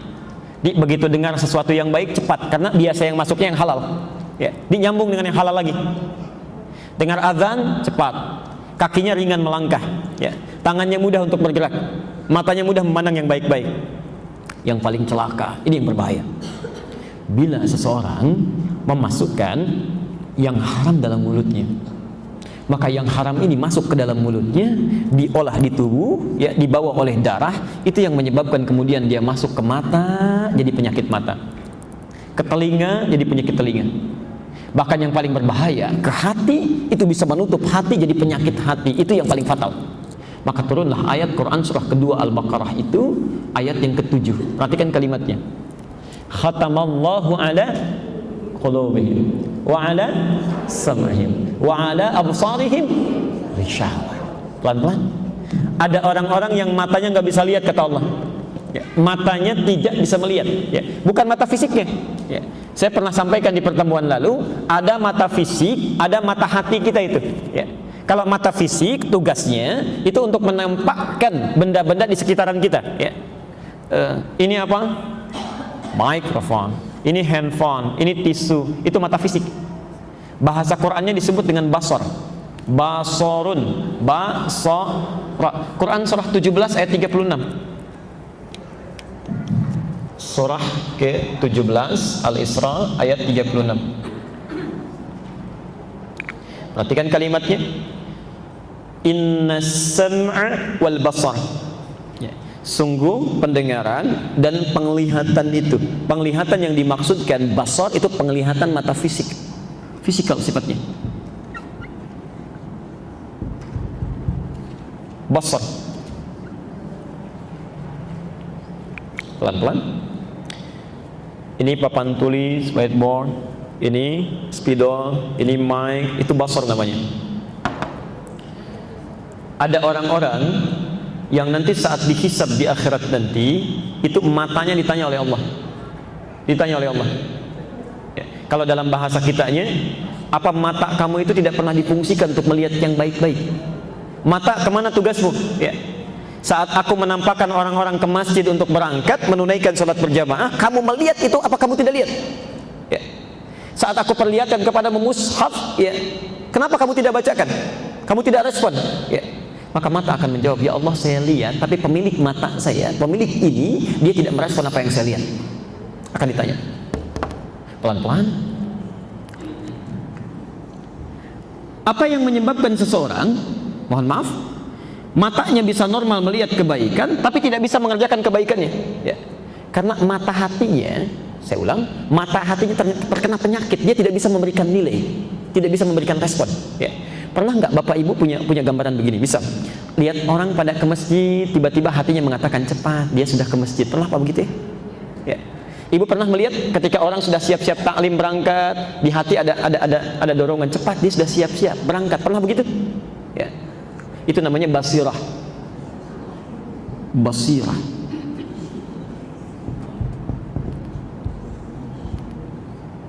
Quran surah ke-75 ayat 14. Balil insanu ala nafsihi basirah, bukan basar. Ya, bukan basar. Balil insanu ala nafsihi basirah. Bahkan ada dalam diri manusia itu basirah, pandangan hati yang memberikan nilai. Ya. Jadi saat mata kita memandang yang baik-baik itu, hatinya akan mengatakan cepat lakukan. Ya. Saat matanya memandang yang buruk-buruk, hatinya mengatakan jangan lihat itu buruk, palingkan, palingkan. Ya. Nah, kalau Bapak Ibu masih punya nilai itu, pandangan yang memberikan nilai disebut dengan basirah, maka normal itu. Ya. Pandangannya normal. Ya. Yang berbahaya jika ada seseorang makan makanan yang haram masuk dalam dirinya, dibawa oleh darah, itu menutup basirahnya, Bu, Pak. Jadi terhalang gitu. Ya, mata hatinya nggak bisa lihat. Mata fisiknya bisa lihat. Ya. Mata fisiknya bisa lihat, tapi tidak ada pencegahan dalam hatinya, tidak ada suara. Ya. Karena itu ketika melihat tayangan yang buruk-buruk, hatinya tidak protes. Ya, karena tertutup, wa ala absarihim ghishawah, dalam hatinya ada penutup. Ya. Dia santai saja nonton tayangan buruk, santai. Lihat gambar-gambar jelek, santai. Yang paling berbahaya, kalau terus-terusan ini terjadi, suara hatinya mati, maka inilah awal mula yang melahirkan maksiat. Tiba-tiba pulang dari masjid Anda bayangkan, ya. Keluar mulai mau pakai sandal. Ini kayaknya yang ini yang punya saya. Bukan. Kayaknya yang ini nih. Bukan, kayaknya yang ini. Dia pakai sandal padahal dia ke masjid tidak menggunakan sandal. Dia pulang bisa bawa sandal orang itu, ya. Karena fungsi hatinya nggak bisa lihat. Ya. Sering terjadi saat Ramadan kemarin, itu sering banyak kasus terjadi di satu masjid. Ibu bisa nggak bayangkan orang wudhu sama-sama senyum, tertawa, ya, nyapa juga, ya. Begitu orang lain takbir Allahu Akbar, matanya melihat takbir tapi hatinya nggak bisa. Tiba-tiba dia mundur, tas orang dia bawa jalan, handphone orang dia ambil. Anda bayangkan ikut itikaf tapi bisa ngambil handphone orang. Ikut itikaf bisa nyolong sandal orang. Apa yang salah itu? Itu kalau kebanyakan makan yang haram, kan pencuri itu makanannya haram. Ini semakin banyak yang masuk, semakin tertutup fungsinya itu. Ya. Sama dengan telinga juga begitu. Telinga juga begitu. Jadi kalau nanti kebanyakan yang haram masuk, coba deh Bapak Ibu tes ya. Bukankah saat azan berkumandang itu, hati kita mengatakan cepat, sudah azan, siap. Ada begitu ya? Tapi tidak sedikit ditemukan sudah azan pun telinganya biasa saja. Ya. Dinasehati malah marah-marah. Itu tadi, yang haram masuk dalam jiwanya, menutup fungsi-fungsi kebaikan-kebaikan dalam dirinya. Hati-hati. Kalau sudah seperti ini, saya mohon cek nanti saat pulang ke rumah ya. Saat sudah seperti ini, kata Nabi, maka doanya tidak akan pernah terkabulkan. Saya ulang, kalau sudah seperti ini, maka doanya tidak akan pernah terkabulkan. Saya tutup dengan membacakan hadis Nabi SAW. Perhatikan hadisnya. Saya tutup ke ujungnya saja ya. Thumma dzakara ar-rajula. Kemudian Nabi mengisahkan tentang seorang laki-laki. Yutilu safara. Dia menempuh satu perjalanan panjang menuju Allah. Saya informasikan singkat, kalau ada di antara bapak dan ibu ingin melakukan perjalanan, dilakukan karena Allah, misal umrah ya, atau mau taklim ini, ikut taklim itu kan karena Allah ya. Saya sarankan betul, di perjalanan itu isi dengan doa. Mintakan kepada Allah. Karena ternyata doa yang dipanjatkan dalam Anda saat bepergian di perjalanan karena Allah itu lebih cepat dikabulkan dibandingkan dengan orang yang diam. Ya. Terutama saat Bapak Ibu ikut ta'lim ini, itu hadisnya langsung di 3 kitab hadis, Bu, Pak. Ada di hadis Muslim nomor hadis 1389, At-Tirmidzi nomor hadis 2682 dan Ibnu Majah nomor hadis 219. Ya. Man salaka tariqan yaltamisu fihi ilman sahalallahu lahu tariqan ilal jannah. Ya. Yang paling menarik, perhatikan. Wa innal malaikata la tadau ajnihataha ridwan li talabil ilmi. Siapa yang menyiapkan dirinya, melangkahkan kakinya berangkat untuk belajar sebagian dari pengetahuan agamanya, maka Allah akan ringankan, akan dibalas dengan meringankan langkahnya ke surga. Saat dia berangkat menyiapkan saja, maka malaikat membentangkan sayapnya, ya, membentangkan sayapnya. Kalaulah penuntut ilmu tahu, saat dia mulai berangkat sampai kembali lagi ke tempat dia tinggal, maka malaikat membentangkan sayapnya, memberikan ridho kepada dia. Ya. Ridhonya malaikat itu maknanya dua. Saya ulang ya, ridhonya malaikat memiliki dua arti. Satu, memohonkan ampunan pada dosa-dosa yang dilakukan. Ya. Memohonkan ampunan pada dosa-dosa yang dilakukan. Yang kedua, ini yang menarik, mengaminkan doa-doa yang dimohonkan. Mengaminkan doa-doa yang dimohonkan. Jadi tolong catat betul ini kata-kata saya ini, catat betul. Kalau ibu sedang dalam perjalanan, bapak dalam taklim atau hal yang baik-baik, isilah satu di antara dua. Kalau anda tidak sanggup berdoa dalam kebaikan, minimal isi dengan istighfar. Sayang bu, pak, sayang. Karena setan itu begitu cerdas itu, setan itu jenius itu. Ya. Dia tidak ingin kehilangan peluang untuk menggoda seorang hamba, seorang anak manusia. Ya. Sudah capek-capek menggoda, tiba-tiba diampuni oleh Allah. Dia palingkan itu. Ya. Makanya ini bisa terjadi bu ya, bisa terjadi. Bahkan saat saya sampaikan sekarang pun, ibu masuk mobil bisa lupa itu. Ya. Begitu masuk, yang tadinya ada peluang istighfar, tiba-tiba ngobrol. Ya. Tiba-tiba bisa foto-foto, tiba-tiba bisa bikin status, baru mengikuti taklim. Tak, ada selesai itu. Ya. Itu masuknya cepat sekali. Ya. Isi dengan doa. Jadi doa yang disampaikan dalam perjalanan itu cepat mengabulkan. Ya. Dua, sampai kata Nabi asy'atha aghbara, sampai saking totalnya berperjalanan itu penampilannya sampai acak-acakan, saking seriusnya. Yamuddu yadaihi ilas sama, lalu dia mengangkat tangannya ke langit begini. Informasi saja, di hadis lain disebutkan orang yang mengangkat tangannya sambil berdoa, saat berdoa mengangkat tangannya lebih cepat dikabulkan dibandingkan dengan yang diam. Tapi nanti satu waktu kita bahasnya, ada caranya. Saya sering lihat agak keliru, tidak sesuai dengan hadisnya. Ya. Kalau hadisnya bukan terpisah begini, ya. Di hadis itu mendekat begini. Ya. Jadi kalau anda berdoa mengangkat tangan, diangkat sejajar dengan dadanya begini, ya. Itu bukan terpisah begini bu, pak. Ya. Tapi mendekat seperti ini. Mendekat, ya, baik. Tapi tidak semua nanti mengangkat tangan itu sampai seperti ini. Nanti ada yang kalau sifatnya sangat dibutuhkan dia bisa mengangkat lebih tinggi. Ya. Dalam Jumatan khatib cukup mengangkat telunjuknya saja. Ya. Nanti ada beberapa hal tertentu yang spesifik harus dibahas. Tapi poinnya orang ini menempuh perjalanan panjang. Yang kedua dia mengangkat tangannya. Ya. Yang ketiga ini yang paling dahsyat. Fayaqulu ya Rabb, ya Rabb. Kemudian yang ketiga, orang ini memulai dengan Al-Asma'ul Husna. Ada ayat dalam Al-Quran yang meminta kita saat berdoa, coba awali dengan Al-Asma'ul Husna. Nanti di hadis ditafsirkan, orang yang berdoa membuka dengan Al-Asma'ul Husna, itu akan lebih cepat dikabulkan dibandingkan dengan orang yang tidak membacakannya. Quran surah ke-17 ayat 110. Quran surah 17 ayat 110. Dua ayat terakhir. Perhatikan rumusnya ya, rumus Qur'annya. Ini juga suka agak keliru prakteknya. Qulidullaha. Ya, Quran surah 17 Al-Isra ayat 110. Ya. Qulidullaha. Jika anda punya persoalan dalam hidup, silahkan mintakan solusinya kepada Allah. Ya, berdoa minta. Sudah. Surah Al-Isra, surah ke-17 ayat 110. Qulid Allah, jika anda punya masalah dalam kehidupan, silahkan berdoa kepada Allah, sebut namanya. Ya. Awid Ar-Rahman, yang menarik, ini yang paling penting, tolong ibu garis bawahi ya. Ayyamma tad'u falahul asma'ul husna. Kapanpun, persoalan apapun anda ingin mohonkan kepada Allah, Allah punya nama-nama yang sesuai dengan kebutuhan dan persoalan kita. Ya.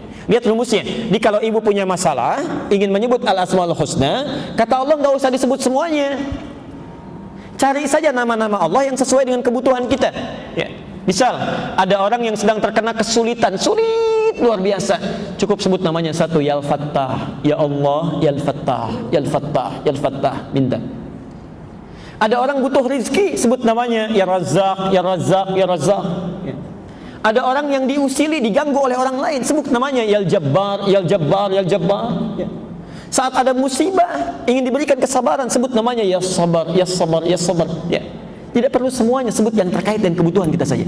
Ya. Tapi kalau ibu tidak mampu menemukan kalimat yang kira-kira kita hafal sesuai dengan kebutuhannya, sebut nama puncaknya, ya Rabb, ya Rabb, ya Rabb. Ya. Karena itulah dalam berdoa di Quran seringkali kita menggunakan kalimat Rabb, Rabb, Rabb, Rabb. Ya. Doa paling favorit apa di Quran? Rabbana atina fid dunya hasanah wa fil akhirati hasanah. Itu Al-Baqarah ayat 201 itu ya. Doa apa itu? Doa sapu jagat ya. Doa sapu jagat, ada doa sapu nggak ada jagatnya, ada doa jagat nggak ada sapunya. Cuma orang kita aja yang tahu itu ya. Baik, kembalikan pelan-pelan kita akhiri. Orang ini melakukan ketiganya, menempuh perjalanan panjang, mengangkat tangannya, dan yang terakhir menyebut puncak al-asmaul husna, ya Rabb, ya Rabb. Yang mengejutkan dikomentari oleh Nabi, anna yustajabu lidzalik. Doanya mustahil akan terjawab. Mustahil akan terjawab. Kenapa? Maaf, famat'amu haramun. Karena makanan yang masuk ke dalam mulutnya itu haram. Wa mashrabu haramun, minumannya haram. Bahkan wa malbasu haramun, pakaiannya haram. Ya. Biasanya kan kalau makanan sudah masuk haram, ya maaf Bu ya, Pak maaf, minuman sudah masuk haram, biasanya kan masuk ke tangan jadi haram, kaki jadi haram. Jadi usahanya pun akan senang pada yang haram. Ya. Langkahnya akan senang pada yang haram. Bicaranya senang yang haram-haram. Makanya wa ghudhiya bi haramin, perangkat hidupnya pasti akan haram itu. Ya. Pasti akan haram. Jadi tidak mungkin ada orang terbiasa yang halal mencari yang haram, itu mustahil. Tapi kalau orang sudah memasukkan yang haram pada mulutnya, itu yang paling berbahaya. Perangkat hidupnya bisa haram. Kata Nabi, kalau situasi ini terjadi, maka doanya tidak akan pernah terkabul. Tidak akan pernah. Dan itu puncak penyakit hati ada di situ. Dan yang paling sulit mengeluarkannya, membersihkannya nanti di bagian yang kedua, itu yang masuk yang haram ke dalam mulut, itu yang paling susah. Ya. Yang lainnya mudah. Kami pernah menguji Bu 30 anak, ya, dikumpulkan di satu tempat, konon belajar di sekolah-sekolah Islam dan menghafal Quran. Ya. Saya agak penasaran, saat itu saya bilang coba kumpulkan, saya ingin tahu bagaimana hafalan Qurannya. Tapi yang paling menarik, saya fokus saja, ada satu anak yang unik sifatnya, unik, diaturnya sulit luar biasa, sulit. Tapi saat bergabung itu dia bisa bertahan, lihat begini, ya. Pertemuan pertama patuh baik, ya. Tiba-tiba mulai aktif, tapi bertahan sampai selesai. Saya agak kebingungan, kok bisa ya? Orang tuanya soleh luar biasa, ibunya solehah, rajin mengaji, baik ya, ayahnya juga baik, masya Allah teduh orangnya. Saya pikir ini ada yang tidak tepat ini, tidak nyambung ini. Tidak mungkin terlahir dari rahim seorang yang solehah, anak yang bermasalah, itu mustahil, mustahil. Maka ternyata setelah taklim selesai, ibunya mendekati, alhamdulillah Ustaz, anak saya bisa bertahan. Biasanya saya bawa ke sekolah manapun, saya tunggu 5 menit di depan sekolahnya. Itu gurunya langsung mengantarkan kembali untuk dibawa pulang. Ya. Apa yang terjadi? Ternyata anak itu anak adopsi, dilahir kembar dari ibundanya. Satu diambil oleh salah seorang artis, satu lagi oleh beliau itu. Ibu tahu apa yang terjadi? Kenapa diadopsi? Karena ibunya saat mengandung itu seringkali senang minum minuman keras. Bapaknya pencuri. Yang haram tuh komplit itu. Komplit ya. Bahkan sebelum anak ini lahir sudah terzalimi itu. Ya. Nah, itu tidak mudah itu merubahnya, tidak mudah. Ya. Jadi mulai bertahun-tahun karena sudah jadi daging itu. Ya. Harus ada makanan yang halal lagi yang bisa menghilangkan yang haramnya. Ya. Harus ada lingkungan yang halal lagi yang membentuk yang haramnya, ya, yang mengeluarkan yang haramnya. Itu tidak mudah. Karena itu saya pesankan betul Pak, mohon izin, mohon maaf sebesar-besarnya. Demi Allah saya katakan, jangan pernah bawa secuil pun yang haram dalam kehidupan, karena fatal akibatnya. Fatal. Bapak bawa rezeki yang haram dimasak oleh ibu, yang makan bukan 1-2 orang, bisa banyak orang, ya. Atau setidaknya ibu pun mendapatkan yang haram dalam kehidupan diterapkan pada anak, itu sangat berbahaya, sangat berbahaya. Bukan hanya akan menghambat kecerdasannya, tapi yang berbahaya itu akan menghambat keimanannya dan kedekatannya dengan Allah Subhanahu Wa Taala. Percuma Anda punya anak jenius tapi bisa maksiat dalam kehidupan, ya. Itu yang paling berbahaya. Saya kira itu bagian yang pertama yang kita akhiri sampai di sini. Jadi kesimpulannya, jika Anda ingin terbebas dari penyakit-penyakit hati, maka jangan sampai ruang-ruang penangkap informasi ini, mata, telinga, mulut, dan yang lainnya digunakan untuk menangkap yang buruk-buruk yang dilarang oleh syariat atau dilarang oleh Al-Quran dan Sunnah Rasulullah Sallallahu Alaihi Wasallam. Maaf, kelihatannya seperti mudah, tapi prakteknya tidak semudah yang diucapkan. Ya, karena mulai bangun pun ibu bisa mendengar sesuatu yang salah. Mulai lihat TV sudah bisa melihat yang keliru. Ya, mulai keluar dari masjid ini pun bisa memandang sesuatu yang tidak tepat. Ya. Sekira itu, bila ada yang akan ditanyakan atau sesuatu yang disampaikan, sekiranya ada waktu barangkali sampai sekitar 7 atau 10 menit ke depan, kami persilakan. Pertama yang terkait dengan topik dulu, kalau tidak terkait dengan topik maka silahkan bisa menyampaikan yang di luar topik. Ada? Baik, jelas uraiannya? Oh, kalau jelas barangkali tidak perlu ada yang ditanyakan ya. Saya tahu. Yang di luar topik silakan. Alhamdulillah, silakan. Masih ada yang menulis?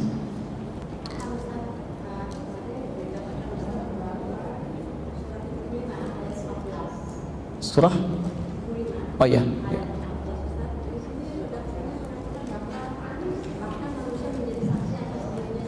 Ibu kan baca terjemahan. Saya baca Qurannya. Kadang-kadang terjemahan tidak setepat dalam bahasa Qurannya. Baik. Saya beri perbandingan begini. Ibu sekalian, ada redaksi-redaksi dalam terjemahan. Terjemahan itu bukan makna Quran yang sesungguhnya. Terjemahan itu keumuman dari maknanya. Ya, keumuman. Saya beri contoh begini. Apa bahasa Qurannya? Wahyu pertama turun apa? Wahyu pertama turun, Iqra. Apa artinya? Ibu lihat terjemahnya, bacalah ya.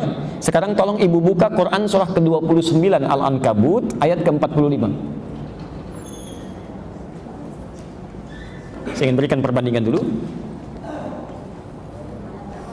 Quran surah ke-29 Al-Ankabut ayat 45. Ayat ke-45. Bacalah ya.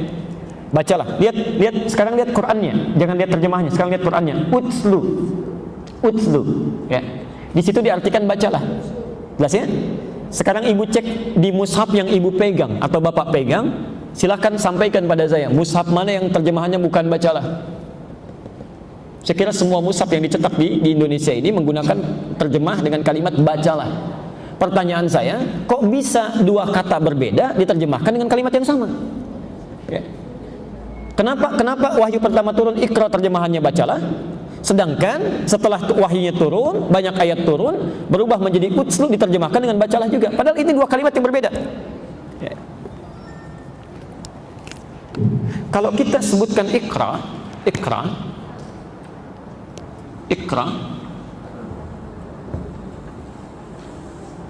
pelan-pelan, itu asalnya dari kata qiraah.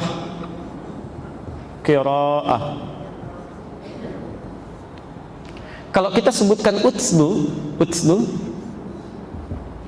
ma uhya ilaika minal kitab, asalnya dari kata tilawah.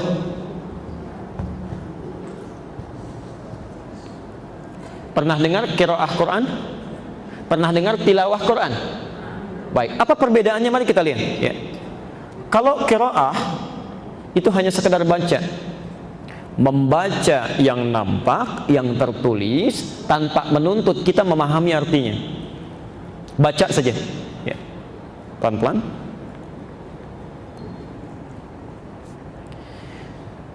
Tapi kalau disebutkan tilawah ini utslu, itu artinya punya tiga makna, tiga arti. Satu, baca seperti qiraah, baca. Yang kedua, pahami apa yang dibaca. Bukan sekedar baca, pahami apa yang dibaca. Yang ketiga, amalkan apa yang telah dipahami itu. Baca, pahami, amalkan. Kenapa wahyu pertama turun itu menggunakan kalimat qiraah, Iqra, bukan tilawah? Karena Nabi Muhammad SAW itu jangankan memahami, baca saja nggak bisa. Ya. Karena itu dalam bahasa Arabnya litta'kidi ummiyati Muhammad sallallahu alaihi wasallam. Kalimat Iqra diturunkan untuk menegaskan bahwa Nabi Muhammad itu ummi sifatnya. Ummi, jangankan paham, baca aja. Makanya saat dimintakan Iqra, kata Jibril, kata Nabi Muhammad, "Ma'ana biqari, saya nggak bisa baca." Ya. Ini jangankan paham, baca aja nggak bisa. Kalau kalimat Qur'annya menggunakan kata utslu, itu salah Qur'annya. Salah Qur'annya. Itu menandakan Nabi bisa baca. Ya. Jelas sampai sini? Tapi ketika Nabi membacakan karena Allah, kata Jibril, Iqra bismi rabbikal ladzi khalaq. Muhammad, jangan baca karena kamu nggak bisa baca. Jangan baca karena tidak ada guru yang pernah mengajari engkau membaca. Bacakan, lakukan karena Allah yang menciptakan engkau saja begitu mudah, apalagi hanya menjadikan engkau bisa mengikuti bacaan. Maka Nabi Muhammad lakukan karena Allah, yakin dengan Allah, maka tiba-tiba yang dibacakan oleh Jibril bisa diikuti. Allahu Akbar. Saking lancarnya, Bu, itu ingin cepat-cepat mengucapkannya. Ya. Sampai turun nanti Quran surah 75 di ayat ke-16 sampai 18-nya. Ya. La tuharrik bihi lisanaka lita'jala bi. Inna 'alaina jam'ahu wa qur'ana. Fa idza qara'nahu fattabi' qur'ana. Muhammad, jangan cepat-cepat menggerakkan lisanmu ingin cepat mengikuti bacaannya. Ya. Kamu lakukan saja, ikuti bacaannya Jibril itu, kami tanamkan Quran dalam jiwamu. Ya. Baik, nanti lain waktu kita bahas bagaimana petunjuk di Quran, cara belajar cepat mendapatkan ilmu. Ya. Ya. Lakukan karena Allah, maka ibu akan dapatkan sesuatu yang sangat luar biasa. Ya. Saya ulang ke sini. Tapi ketika wahyunya sudah turun, sudah terkumpul, ya, muncul perintah-perintah untuk ibadah, ya, sudah terbiasa mendekat kepada Allah, ternyata kalimatnya berubah dari ikra menjadi utslu. Dari qiraah menjadi tilawah. Pelan-pelan. Ketika turun perintah solat, sudah terbiasa baca, turun perintah solat, maka kalimat untuk memulai solat itu tidak diawali dengan ikra tapi utslu. Coba cek ayat itu kan tentang solat tuh. Utslu ma uhiya ilaika minal kitab wa aqimis shalah. Innas salata tanha 'anil fahsya'i wal munkar. Lihat cara menerjemahkannya. Sebelum Anda solat, kata Quran, baca dulu bacaan-bacaan solat. Pahami dulu bacaan-bacaannya, pahami apa yang nanti akan dibacakan dalam sholat. Ya. Setelah paham itu, silahkan sholat, tunaikan sholat. Ya. Nah, sholat yang dipahami bacaannya itu, dimengerti apa yang diungkapkan itu yang melahirkan kekhusyuan sehingga berdampak diri kita tercegah dari perbuatan keji dan mungkar. Ya. Karena paham yang dibaca. Jadi kalau orang paham bacaan sholat, misal Ibu Abu Bakar saja saat takbir itu saking pahamnya dengan bacaan Allahu Akbar sampai gemetaran tangannya. Ya, gemetaran. Karena saking pahamnya dengan kalimat akbar, beliau takut saat bertakbir itu membawa kata kabir, ya, kemegahan dalam dirinya. Ya. Kalau orang paham dengan kalimat Allahumma ba'id baini wa baina khataaya, itu bisa menangis bercucuran air mata karena dia sedang bertobat itu. Ya. Itu kalimat utslu, karena itu menggunakan kata tilawah. Tilawah itu baca, pahami, amalkan. Itulah sebabnya ayat ini sekaligus menjadi sindiran bagi umumnya orang-orang yang sholat. Kata Quran, kalau dalam bahasa bebasnya, bahkan umumnya orang sholat tidak paham, tidak mengerti apa yang dibaca dan dilakukan dalam sholat. Bagaimana bisa khusyuk sholat kita kalau nggak ngerti? Coba cek. Ya. Tapi poin yang mau saya sampaikan, ada perbedaan di antara dua kata ini. Ini poinnya. Ya. Makanya orang tua kita dulu itu selalu mengarahkan pada tilawah, Bu, bukan qiraah. Coba cek. Kalau ada acara-acara itu kan, ya, qori'nya bacakan Qur'annya, di sampingnya kan suka ada siapa? Sari tilawah kan? Ya, Bu Sari bacakan tilawah menjadi sari tilawah, ya. Dalam bahasa Arab nggak ada sari tilawah, yang ada tilawah saja, ya. Barangkali yang membacakan dulunya Bu Sari jadi sari tilawah. Baik. Nah, kembalikan kepada pertanyaan Ibu, kalimat yang tepat tadi balil insanu ala nafsihi basirah. Bahkan dalam diri manusia itu sebetulnya ada pandangan hati, ya, yang bisa menampakkan kebenaran. Nah, itu yang diartikan di terjemah tadi, kebenaran itu yang akan menjadi saksi di akhirat nanti. Itu maksudnya. Ya. Di ketika seseorang misalnya mengingkari perbuatannya, lisannya nggak akan bicara. Yang bicara itu nanti perangkat tubuhnya, dirinya. Misal di surat Yasin seringkali kita dengarkan. Ya. Maaf, saya mau tanya dulu. Kalau di dunia kita sekarang, kalau orang ditersangkakan itu dengan berapa alat bukti? KPK menetapkan tersangka, polisi menetapkan tersangka. Berapa alat bukti? Minimal 2 alat bukti. 2 alat bukti. 2 alat bukti yang kuat jadi tersangka. Allah akan mentersangkakan seseorang justru minimal dengan 2 alat bukti. Ini sudah hukum kehidupan. Al-yauma nakhtimu ala afwahim. Pada masa itu nanti akan dikunci rapat mulutnya. Wa tukallimuna aydihim, yang bicara itu tangannya. Wa tashhadu arjuluhum, kemudian bersaksi kakinya. 2 alat bukti. Selanjutnya apa? Balil insanu ala nafsihi basirah. Mata hatinya dibuka. Ya. Di ketika mata fisiknya ditanya, kenapa kamu saat melihat kamu tidak melakukannya? Lihat orang sholat, kamu gak ikut sholat. Kata mata berkata, ya Allah, pemilik saya tidak mengikuti itu, tidak meresponnya. lalu dibukakan rekaman kehidupannya, mata hati diperlihatkan, oh ini yang terjadi, ini yang terjadi. Itu yang dimaksudkan balil insanu ala nafsihi basirah. Pertanyaan pentingnya sebetulnya, sebelum ditanya di hari kiamat nanti, apa yang menyebabkan itu menjadi saksi dalam hal yang buruk? Karena ada yang haram masuk, ada penyakit yang salah masuk gitu. Karena itu supaya dia tidak jadi saksi akan keburukan kita, mata fisik jangan lihat yang jelek. Itu maksudnya, ya. Mulut jangan memasukkan yang haram, itu poinnya. Ya. Ibu yakin nggak kalau sekarang ada kamera itu? Yakin itu sedang disorot gitu ya. Baik. Ini semakin canggih kamera itu semakin tidak kelihatan. Ya. Saya kemarin diskusi dengan beberapa analis. Ya. Sekarang ada kecenderungan katanya Pak Ustadz, ada kecenderungan para ibu-ibu itu suka memoto suaminya. Ya, suka dikirim kalau beraktivitas sekali jepret berapa dilihat dia, ya, dan tidak kelihatan. Saya bilang ada kamera yang sangat canggih. Ini hukum kamera itu semakin canggih semakin tidak kelihatan, semakin nggak nampak. Itu kamera Allah. Ya, saking canggihnya nggak bisa lihat. Tapi nanti akan ditampakkan. Jangankan yang zahir, yang batin dalam diri seseorang itu bisa dibuka. Ya. Saya mau tanya begini. Ya. Mungkin tidak ada satu tayangan, misal baik tayangan taklim atau film keislaman dan sebagainya, ditampilkan menjadi tontonan kalau tayangannya masih tidak bagus. Mungkin tidak? Tidak mungkin. Ada sensor dulu ya.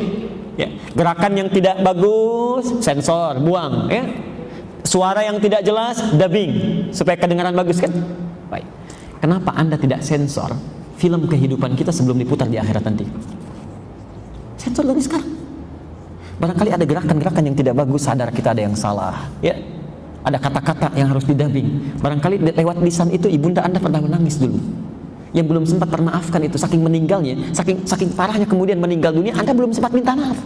Hati-hati, kalau dalam hidupnya sudah belum sempat berbakti, masa saat meninggalnya pun belum sempat berbakti juga? Masih diberi kesempatan, ayo dubbing dari sekarang ya.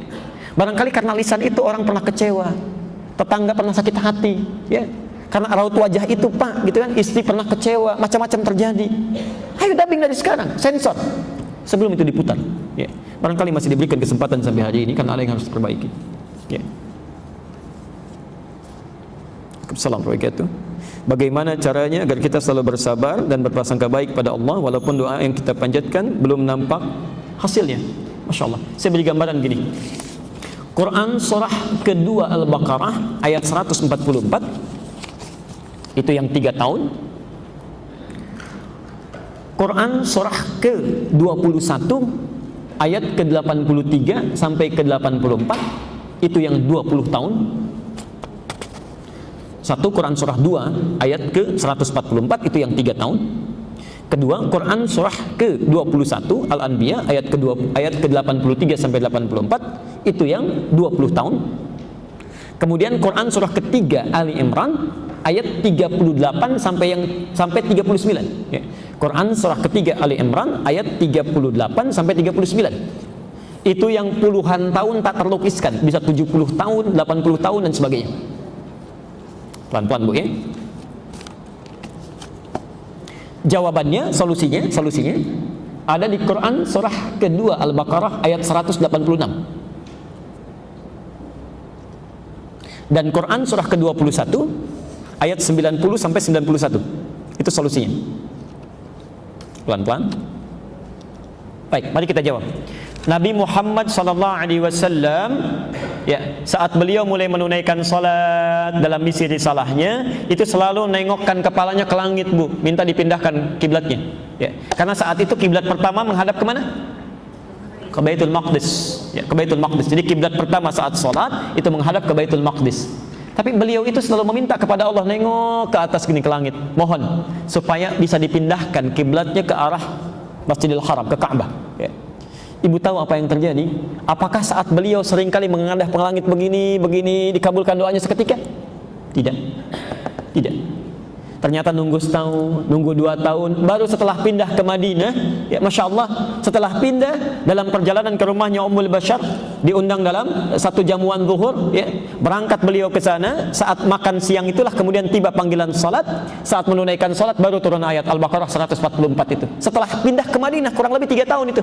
Ya. qad nara taqalluba wajhika fis sama falanuwalliyannaka qiblatan tardaha fawalli wajhaka syatral masjidil haram. Kami selalu perhatikan engkau. Lihat kalimatnya, kami selalu perhatikan engkau. 3 tahun diperhatikan oleh Allah Subhanahu wa taala. Engkau seringkali memalingkan wajahmu ke langit memohon supaya dipindahkan kiblatnya, ya.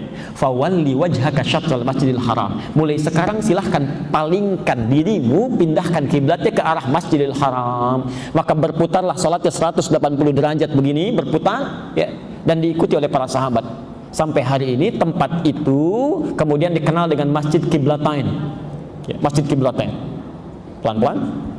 Jadi Nabi berdoa baru dikabulkan setelah berapa lama? 3 tahun. Nabi Ayyub alaihi salam sakit luar biasa, diuji dengan luar biasa, penyakit yang tidak pernah diderita orang sebelumnya, tidak akan dialami orang setelahnya, ya. Istrinya mengatakan, kalau dalam bahasa kita, papa kan Nabi Rasul. Nabi Rasul, angkat tangan bermohon kepada Allah, mintakan. Bukankah doa Nabi akan cepat dijawab? Apa kata Ayub? Kalau dalam bahasa kita, berapa lama kita mendapati kesenangan? Kata istrinya, kurang lebih 20 tahun. Berapa lama kita diuji dengan seperti ini? Saya sakit, ya, kita kehilangan harta benda. Kata istrinya, beberapa tahun, ya. Kalau beberapa tahun itu ukurannya barangkali 7 tahun, 8 tahun, sabar itu, ya. Kata Ayub, nanti saja. Kalau sudah masa sakit ujian ini sama dengan masa senangnya sama-sama 20 tahun, baru saya akan mengangkat tangan bermohon pada Allah Subhanahu wa taala. Malu rasanya diberikan kesenangan 20 tahun, diuji beberapa tahun, langsung mengeluh kepada Allah. Nanti kalau sudah tiba masanya sama-sama seperti itu, baru saya minta. 20 tahun berdoa dikabulkan. Wa ayyuba idnada rabbahu rabbi anni masaniya dhurru wa anta arhamar rahimin fastajabna, dijawab 20 tahun. Nabi Zakaria menikah, berumah tangga, belum memiliki keturunan.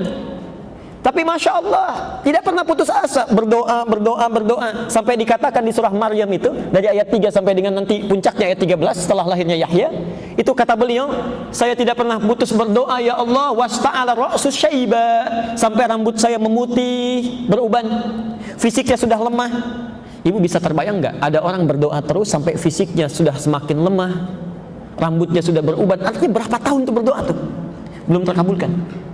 Baru dikabulkan ketika beliau merawat Maryam mihrab, berdoa kepada Allah di Ali Imran Quran surah 38 ayat 39 itu. Baru dikabulkan setelah puluhan tahun. Ibu bisa bayangkan, ada Nabi Rasul 3 tahun, puluhan tahun berdoa tidak putus asa, baru dikabulkan, ya. Ada orang bukan Nabi, bukan Rasul, baru 3 hari berdoa ingin cepat dikabulkan. Quran surah 2 ayat 155, Al-Baqarah 155. Quran surah 2 Al-Baqarah ayat 155. Nanti ditutup, baru terakhir, baru saya jawab rasionalitas doanya. Pelan-pelan. Posisi sebelah kiri paling atas. Wala nabluwannakum bisyai'. Lihat persamaannya. Dan setiap orang yang hidup, kata Al-Quran, setiap orang yang hidup pasti akan kami uji dengan berbagai persoalan kehidupan. Jadi kata Allah, setiap orang hidup pasti punya masalah, akan diuji dengan masalah. Perhatikan rumusnya, Bu, ya, Pak, ya. Masalah ini diujikan oleh Allah kepada kita bukan ingin menjadikan kehidupan kita bermasalah, bukan, tapi untuk meningkatkan kualitas kehidupan kita menjadi lebih baik.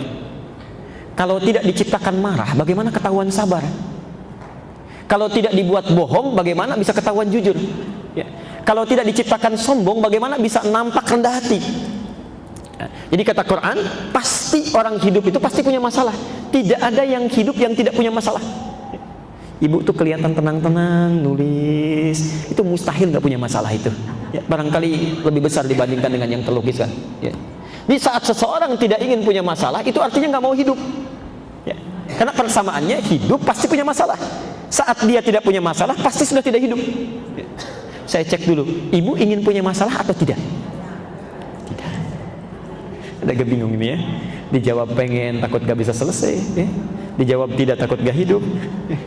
Lihat sini. Masalahnya banyak. Ya. Minal khaufi wal ju'i wa naqsi minal amwali wal anfusi wat thamarat. Saya tutup ke ujungnya saja. Lihat ujungnya. Wa basyiris sabirin. Kata Allah, berikan kabar gembira yang saat diberikan ujian itu dia sabar.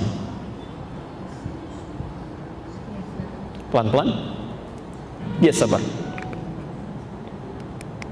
Jadi rumusnya, saat kita diuji dengan masalah, saya, Anda, kita semua, kata Quran pilihannya cuma satu, tidak ada yang kedua, apalagi tiga. Pilihannya hanya satu, sabar. Karena mengeluh tidak menyelesaikan persoalan. Ya. Ada banjir datang, macet. Ya. Sebagian gerbang tol Cikunir misalnya ada yang rubuh tuh kemarin. Orang pada mengeluh, ngapain ngeluh?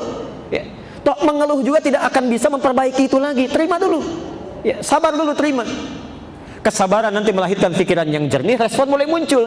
Tapi yang menarik di Quran, kalau kesabaran sudah hadir, adab selanjutnya bukan ikhtiar dulu. Adab selanjutnya mintakan solusinya kepada Allah supaya dibimbing mencari solusi terbaik. Permintaan itu yang disebut dengan doa. Quran surah Al-Baqarah kedua ayat ke-45. Lihat. Wasta'inu bis sabri. Sabar dulu. Wasta'inu, ini poin kita. Kita ambil kesabrinya dulu, salatnya nanti di sesi yang lain. Kata Quran, jika Anda punya persoalan dalam kehidupan, mintakan solusinya. Minta solusi itu artinya berdoa. Ya, mohon kepada Allah, mohon. Ya. Bisabri, kalimat sabar digandingkan dengan minta tolong. Artinya sikap orang-orang yang sabar itu kalau bisa menerima dengan sabar, maka muncul jalan keluar yang pertama kali, dia akan mohonkan solusinya kepada Allah Subhanahu wa taala. Sikap sabar bisa melahirkan ketenangan, memudahkan kita untuk memanjatkan doa. Jelas sampai sini? Sekarang mari kita sambungkan. Kalau kemudian kita berdoa kepada Allah, lalu kita bertanya, bagaimana sifat Allah dalam mengabulkan doa kita? Apakah seketika akan dikabulkan? Apakah akan tertunda? Atau jangan-jangan diganti dengan yang lebih baik? Ya. Yuk sekarang kita bahas bagaimana cara Allah mengabulkan doa kita. Quran surah kedua Al-Baqarah ayat 186. Ini inti pertanyaannya tadi. Ya, kita akan jawab. Jadi pertanyaannya, bagaimana supaya kita bersabar saat doa kita mulai dipanjatkan atau menunggu jawaban dari doa. Lihat poinnya, lihat poinnya. Wa idza sa'alaka 'ibadi 'anni fa inni qarib. Al-Baqarah Quran surah kedua ayat 186. Ayat 186. Wa idza sa'alaka 'ibadi 'anni fa inni qarib. Ya. Muhammad, jika Anda hambaku mencari-cari aku, bertanya kepadamu. Jadi ada orang mencari-cari Allah. Maaf, saya tanya ibu, bapak, kalau ada orang mencari-cari Allah, umumnya itu apa kebutuhannya? Biasanya punya masalah. Ya, punya masalah. Baru cari Allah. Dia mau berdoa, minta. Perhatikan, ini bagus sekali dalam bahasa psikologi. Fa inni qarib. Katakan kepadanya, tidak usah lelah mencari. Aku sangat dekat. Sangat dekat. Ibu bayangkan begini ya, misal ustadznya terlambat, ada pengajian, ibu tanya, bu, mana ustadznya? Aduh, saya belum tahu nih, belum ada info. Dengan yang kedua, ustadznya menyampaikan sudah dekat. Ya. Mana yang memberi harapan? Kalimat pertama atau yang kedua? Kedua. Dan cenderung memberi ketenangan ya. Kata Allah, saya tidak perlu dicari, saya sangat dekat. Asal kamu mau mendekat, saya dekat. Yang paling menarik, lihat, setelah dekat dengan Allah baru dijawab, ujibu da'watad da'i idza da'an. Ya. Biasanya kalau sudah dekat dengan Allah kan minta ya, berdoa. Nah, kata Quran, sifat doa itu kalau dipanjatkan seharusnya akan dijawab. Ya. Akan dijawab. Mustahil ada doa yang tidak dijawab. Setiap doa itu pasti dijawab. Ya, pasti dijawab. Ya. Yang tidak dijawab itu cuma salah satunya tadi, ya, ada sesuatu yang haram pada dirinya yang menjadikan doa terhambat, ya. Jadi sifat doa kata Quran itu kapanpun akan dijawab.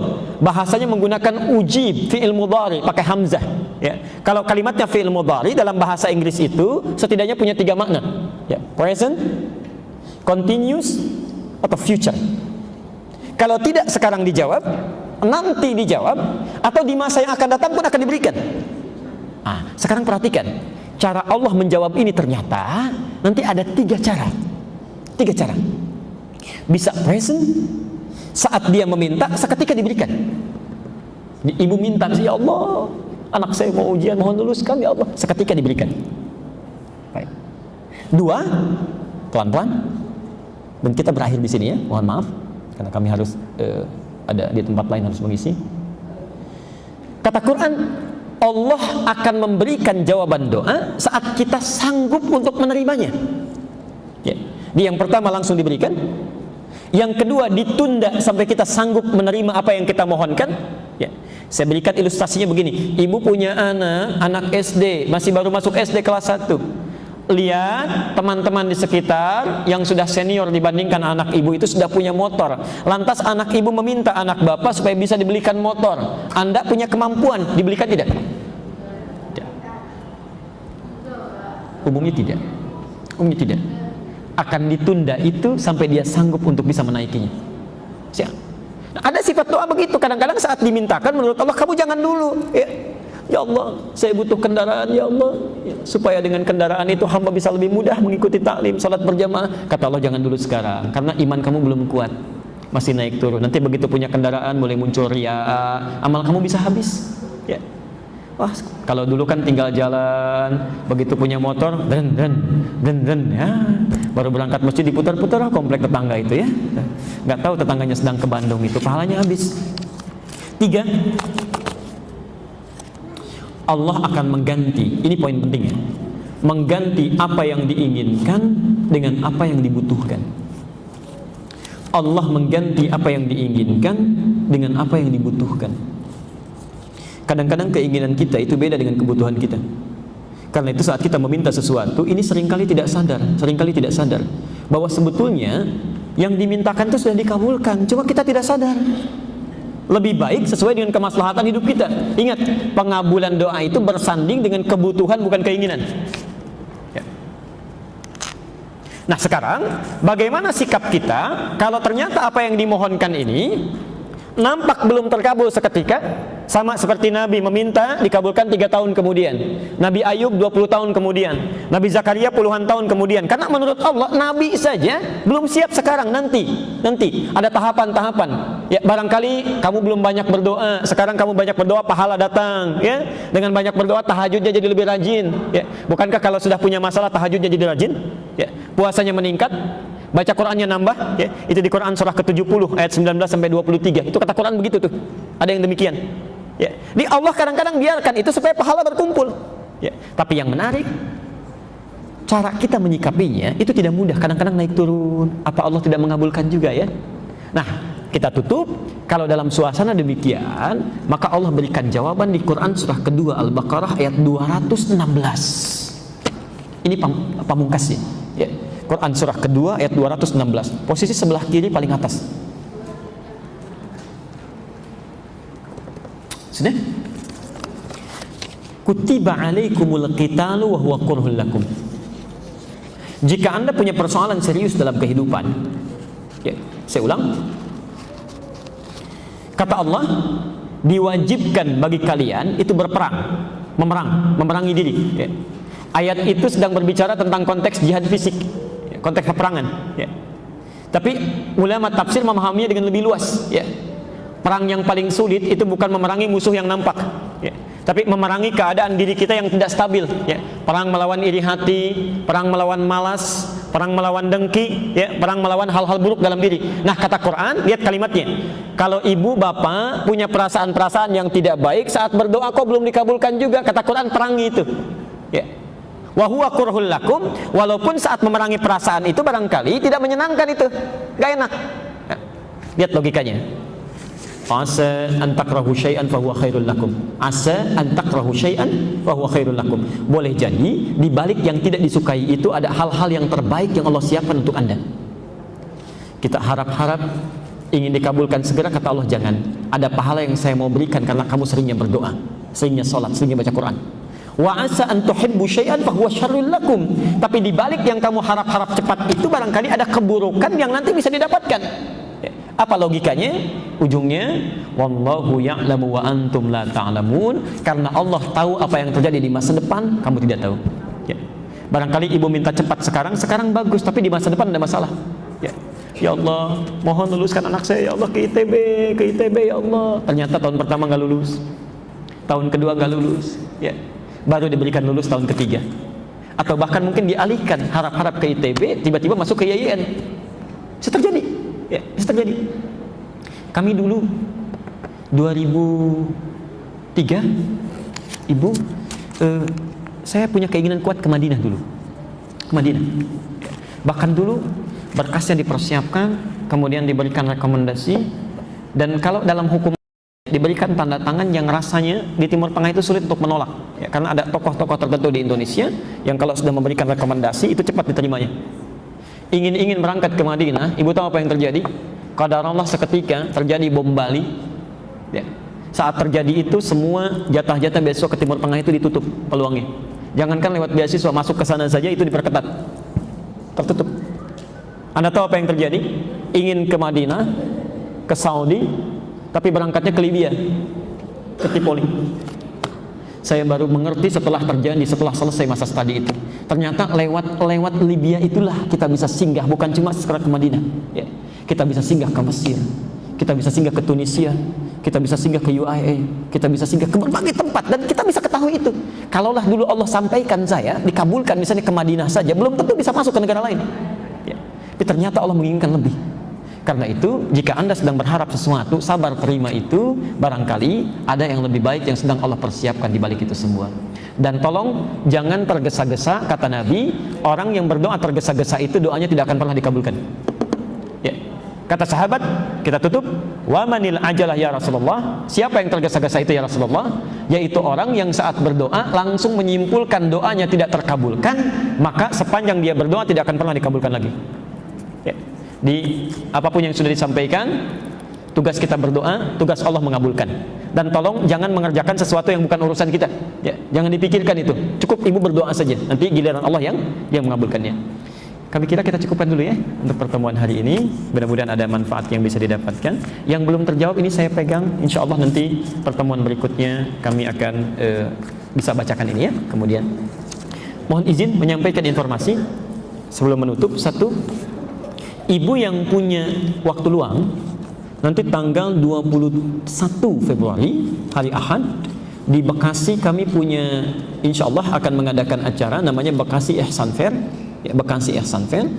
Itu nanti ada beberapa acara yang menurut kami cukup baik. Satu, ada talk show, ya, tentang makna ihsan dalam kehidupan, ya. Nanti insya Allah akan menghadirkan ada wali kota Bekasi, ada juga MUI Jawa Barat yang memberikan gambaran situasi keislaman terkini, ya. Kedua, ini yang penting, nanti kan ada launching metode cepat menghafal Quran, ya. Jadi ada mushaf yang kami launchingkan, ada petunjuk-petunjuk cara cepat menghafal Quran, barangkali bisa bermanfaat. Ketiga, nanti ada informasi pre-college, ya, beasiswa ke Timur Tengah. Nanti yang suka tanya-tanya beasiswa, kita buka tendanya, boothnya. Di situ nanti ada informasi-informasi, termasuk ada kelas ulama yang akan kita buka. Barangkali nanti ada anak atau kerabatnya yang ingin bisa mengikuti itu. Dan yang terakhir, ada bot tentang materi ta'lim yang bisa diambil, di-copy, di-download secara gratis nanti, ya, bisa didapatkan. Kami kira itu saja. Terima kasih. Subhanakallahumma wa bihamdika asyhadu an la ilaha illa anta astaghfiruka wa atubu ilaik.